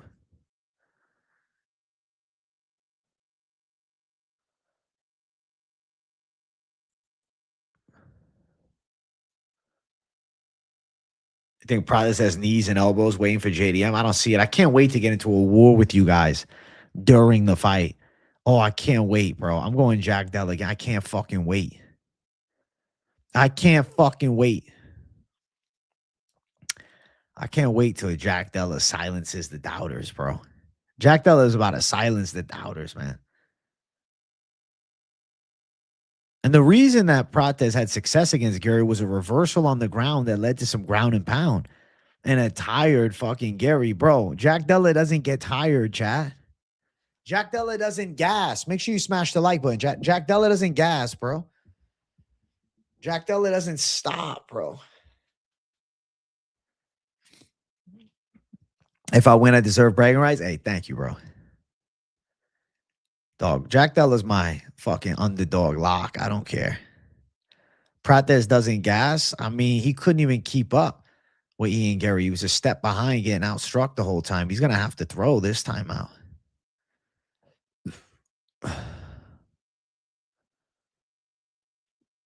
Islam subs Prates. I can't wait, bro.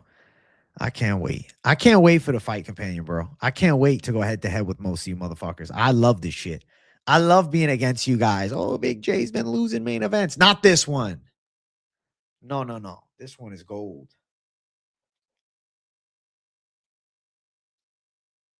I wouldn't lock Jack Della unless I truly believed it. You with me on this one? Hey, W game time with Mike. Jack Della money line is my bet. Jack Della down the center. Fuck a chase. Jack Della money line bet. Chat, we're at 80 likes. I do want 100 live. Now, what I want to do, I'm going to close out the Prates and Jack Della poll. Prates by KO wins. I'm against you guys. But I promised you guys PFL picks this week. And I didn't do the video. So I said, you know what? I can include a special PFL segment during this. Let me see if PFL has a good looking tail of the tape on their website where I can go through the matchups and, you know, kind of make it look good. They do. They do. Okay. All right. Listen, we're closing out the UFC portion of it. I'm going Jack Della. I'm going PFLJ now, though. Okay? I know some of you guys been waiting. You better smash the likes for PFL. We're going to run through the entire PFL card. I'm going to tell you guys straight up. No tape study. I just know some of these guys. And I'm going to base this shit off intuition. And truth be told, I will do tape on a PFL card when I release a video. And I'm not doing a video for this one. I'm just doing a live stream for it. So I'm kind of just having a good time. But I know fighting. And I know I don't need any tape. Don't expect the same detail of breakdown as a UFC breakdown. But I'm going to give you guys a PFL run through. And then I'll also link up Alex's PFL breakdown because he actually does tape. And, you know, does PFL breakdowns for real. And he's good at it. And I respect his PFL takes. So let's just go fight number one. Maxwell DeJounto Nana versus Carl Williams. Maxwell quit his last fight. Hey, W to Paku, thank you for the 5. Big love, Brando backers. He'll fight for your money, but it's heavyweight MMA and he comes forward. So nervous, I'll be shaking by the time he fights. Hey, W Paku getting the dono train running.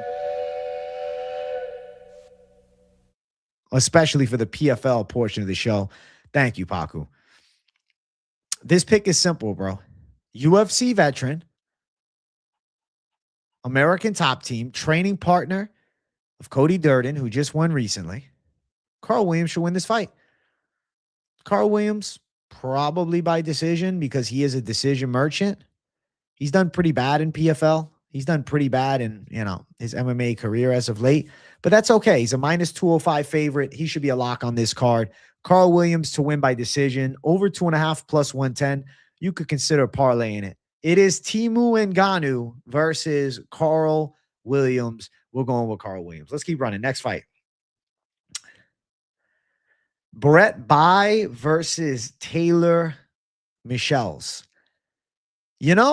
I'm just proud of these guys. They're getting a chance to fight in the PFL when one's 29 and one's 33. And, neither of them have high-level records. I mean, 3-3 amateur on one side, and on the other side, 3-3 amateur, but 1-0 pro.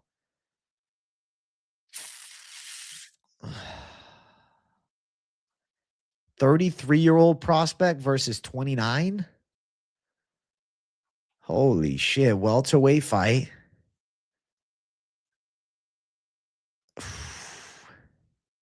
Come on. Give me the answer. MMA gods, give me the answer here.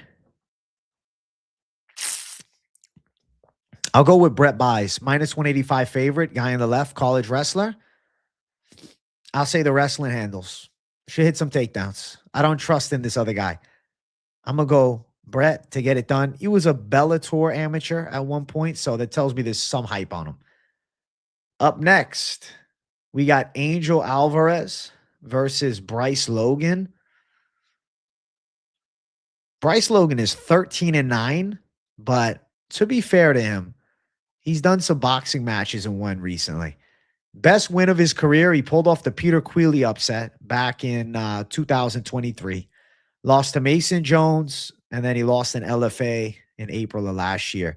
Angel Alvarez, 10-2. His level of opposition rate, Jesse Roberts, who was a 9-1 prospect, wins a split decision against. But, the guy's okay. JT Schultz at one point. No, it's not the guy I'm thinking of. I finished him, though. Montalvo win is nice. Yeah, man. I mean, listen, A side of this fight is Angel Alvarez. He's a minus 240 favorite. I'm going to go with the minus 240 favorite. Let's go Angel Alvarez. Live for a finish against the guy that seems in like that journeyman stage. He's taking pro boxing fights, You know what I'm saying? He's taking pro boxing fights. He's just jumping in. We'll go Angel. Next up, Talia Santos versus Queally Yan. Listen, Yan has never won at a high, UFC type of level. She is 0-1 on Contender Series, and she's also 1-1 on Road to UFC, and she's lost by decision to Danny McCormick, Irish talent, and Corinne Silva choked her out. Talia Santos is pretty solid. I mean, she lost a year and 5 months ago to Dakota Ditcheva, but she's 32 in a prime, taller by a lot, bro. Talia Santos a lock here. Minus 800. Yeah, Talia Santos, they're telling you she's a lock. Santos easy. All right. Is this fight still the fight they have? Saul Mataqueen? No, I think they replaced this. Sang-Won Kim is actually now fighting Humberto Bandenay, ex-UFC fighter. Filling in on short notice, Bandenay making the big comeback chance. It's like they want you to pick Bandenay. What the fuck? He's a minus 175 favorite. I'm going to go Kim, dude. Sang-Won Kim is not bad. Yija lost by decision. He won by knockout on Road to UFC. Yeah, bro.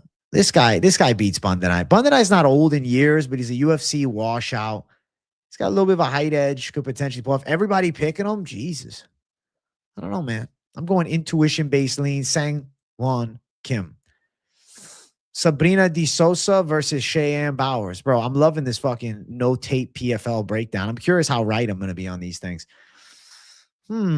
Scary-looking Brazilian woman and scary-looking American woman. 5-0. Win against an undefeated fighter, split decision.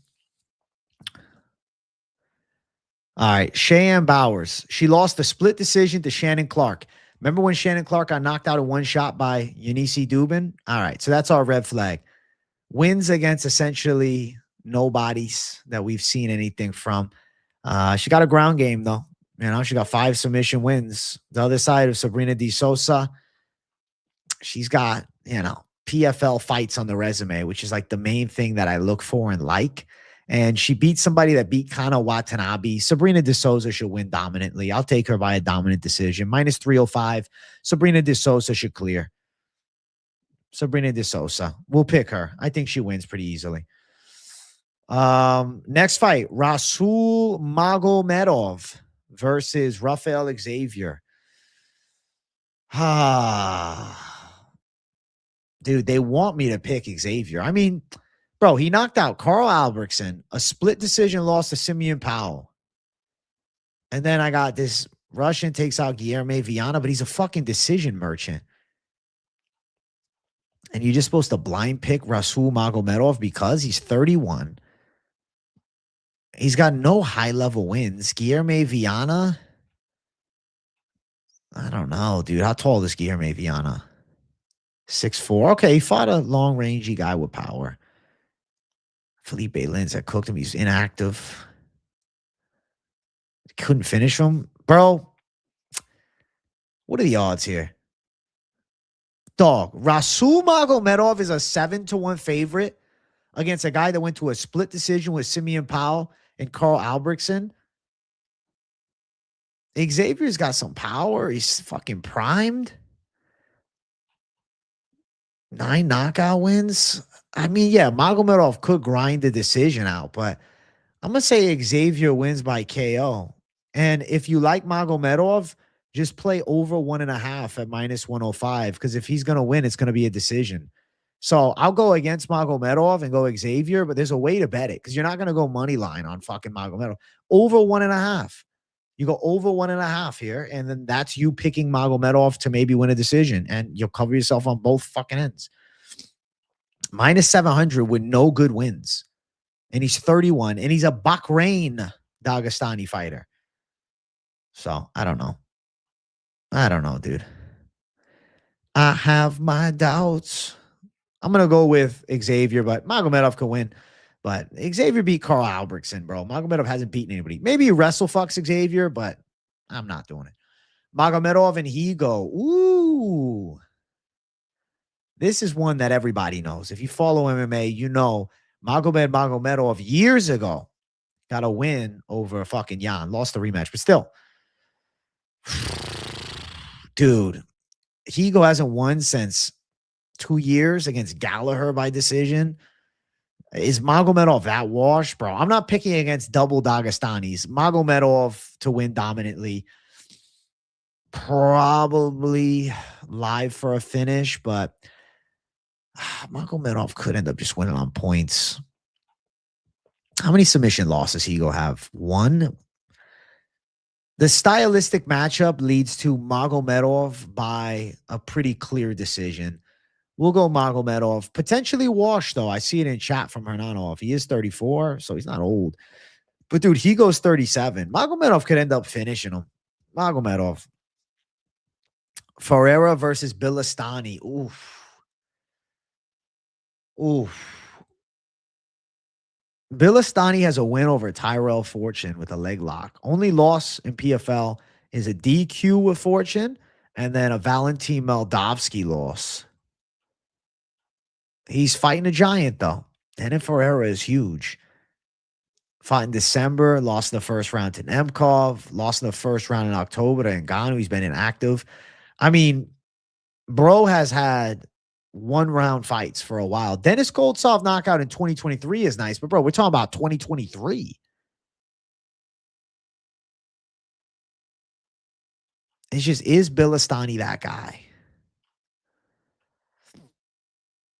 He's fighting a giant, bro. Renan Ferreira is huge. 10-inch reach advantage. Holy shit. Fuck, bro.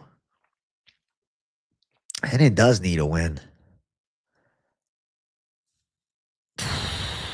If Renan is not on his back, He can knock this dude out at any point.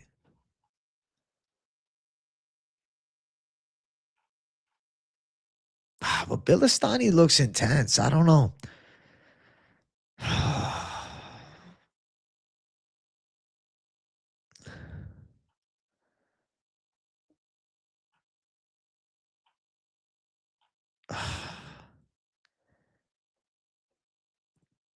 Renan Ferreira's only lost to the best guys as of recent. I gotta go Renan Ferreira, but flip a goddamn coin. And it's minus 110 on both sides. Bro, my reads are pretty good. I would say Ferreira knockout, but Bilistani by sub is also live. So if you have the option, potentially look at what prop is better. Ferreira's a giant. I don't know if Ferreira's got it anymore. I came in here planning to pick Bilistani, let me tell you. But Renan Ferreira is a monsoon, bro. And his losses are to the fucking best, bro. Vadim Nemkov is great. And like Bilistani lost to fucking Moldavsky a year ago. Moldavsky's not that good. So we'll go Ferreira, but coin flippy type of matchup. Up next, Simeon Powell, Emiliano Sordi. Brother, Simeon Powell, lock of the year.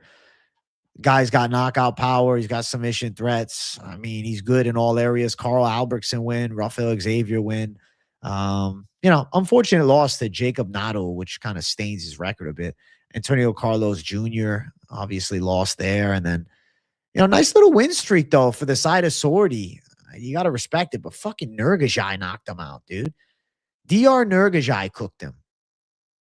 He did win against Zach Pauga by knockout in the what the fuck am I saying? Karate Combat. Tom Breeze win. But how old is Tom Breeze? Only 34? What the fuck? He's unreliable, though. Tom Breeze is washed.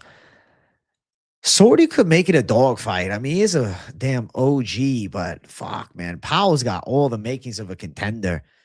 6'5", 27 with a fucking longer reach than John Jones. Powell should win by knockout. Minus 400. Powell to get the finish. Seems like the fucking money move. Give me Powell, bro. At minus 400, he's a nasty favorite, but he should win. Explosive athlete, long fucking range. I'm not picking a guy that Nurgajai beat. I'd pick Powell to beat Nurgajai. I'd pick Powell to beat Tobias. I don't know if I'm picking Sordi against, that level. I'm not. So Powell's a lock, I think. Rabanadov versus Chizov. Shit, dude. Gadzhi Rabanadov, last fight was a loss to Alfie Davis. And what was a bit of a fucking surprise here. I mean, he was a minus 1,000 favorite. Cooked Kevin Lee. Bro, Chizanov is riding a nice win streak. But, bro, you got a Daniel Scatizzi loss by sub. I don't care if it's a heel hook. Go to a split decision with Claudio Pacella. Like, you're not beating Gadzhi. Gadzhi, lopsided decision. Gadzhi still got it. Gadzhi bounces back. He's 26-5-2, bro. Like, come on, bro. Gadzhi's a lock on this card. Minus 650. Yeah, he seems like a lock. Gadzhi Rabanadov. And then for the main event, Storley and Florim Zendelli. I'll tell you something, bro. I have never seen this motherfucker Zendelli fight before. You understand that? How old is he? 27 from Macedonia. And damn, he's getting wins. Jack Grant split decision, though. It's not the best look. Jack Grant's 20-9. Split decision? I don't know, man. But Jack Grant, I guess, can make you look bad. Omar El Dafwari, decision there. Guy's pretty good, winning a lot of fights. Shit. Guy's a winner. This guy, you don't need to watch him fight to know that he's a problem. Submission win against an Italian, Daniel Micallef, but he made it look easy as fuck. And the guy was on a win streak. He's beating guys coming off wins. What's Logan Storley's last fight? Dajin beat him August of last year. Decision win. How old is he now? 33. He's not old either. Dude, Logan Storley is probably the most boring fighter in the history of you know, Bellator and PFL.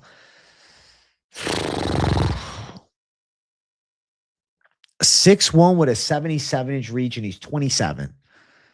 I guess the question is this, dude. Can the motherfucker stop takedowns? Because that's what it's going to be. And he doesn't have 5 rounds. It's not a UFC main event. Who's this guy working with? That's what I want to know. Who's he training with?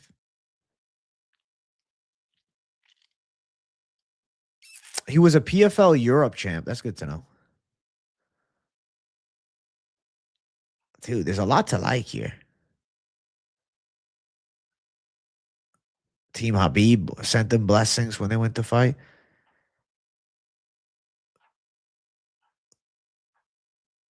I don't know. Something about this guy. I don't know. I'm going to pick him. I'm going to pick Zindelli. I feel like he's live to win by knockout. I feel like Logan Storley's going to get caught by a knee or something like that. He's short, 5'9" to 6'1", big reach disadvantage. If this guy has some takedown defense, Storley trying to wrestle fuck and just getting knocked out, we'll go with Zindelli to pull it off. He's sitting at what? Underdog status. Plus 200, young guy on the come up. What's him by KO?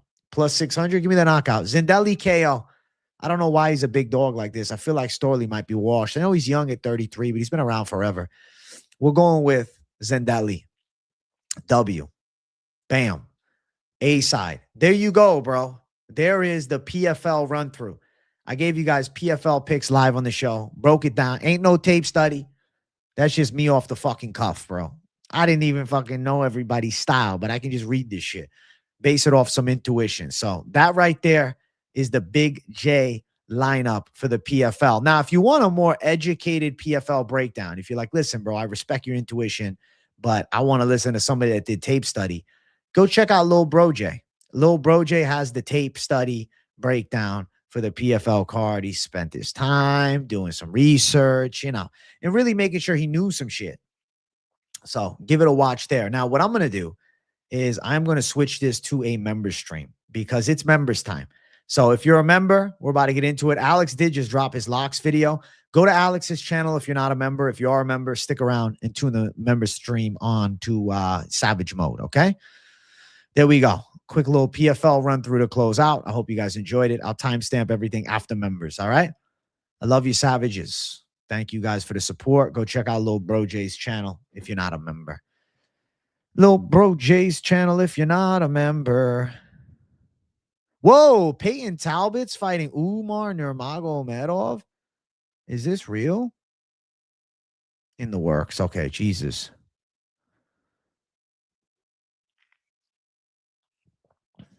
That's crazy if true. That's crazy if true.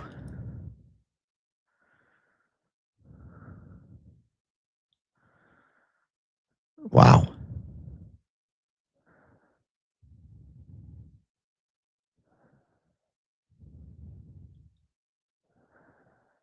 That's crazy. Hey, peace.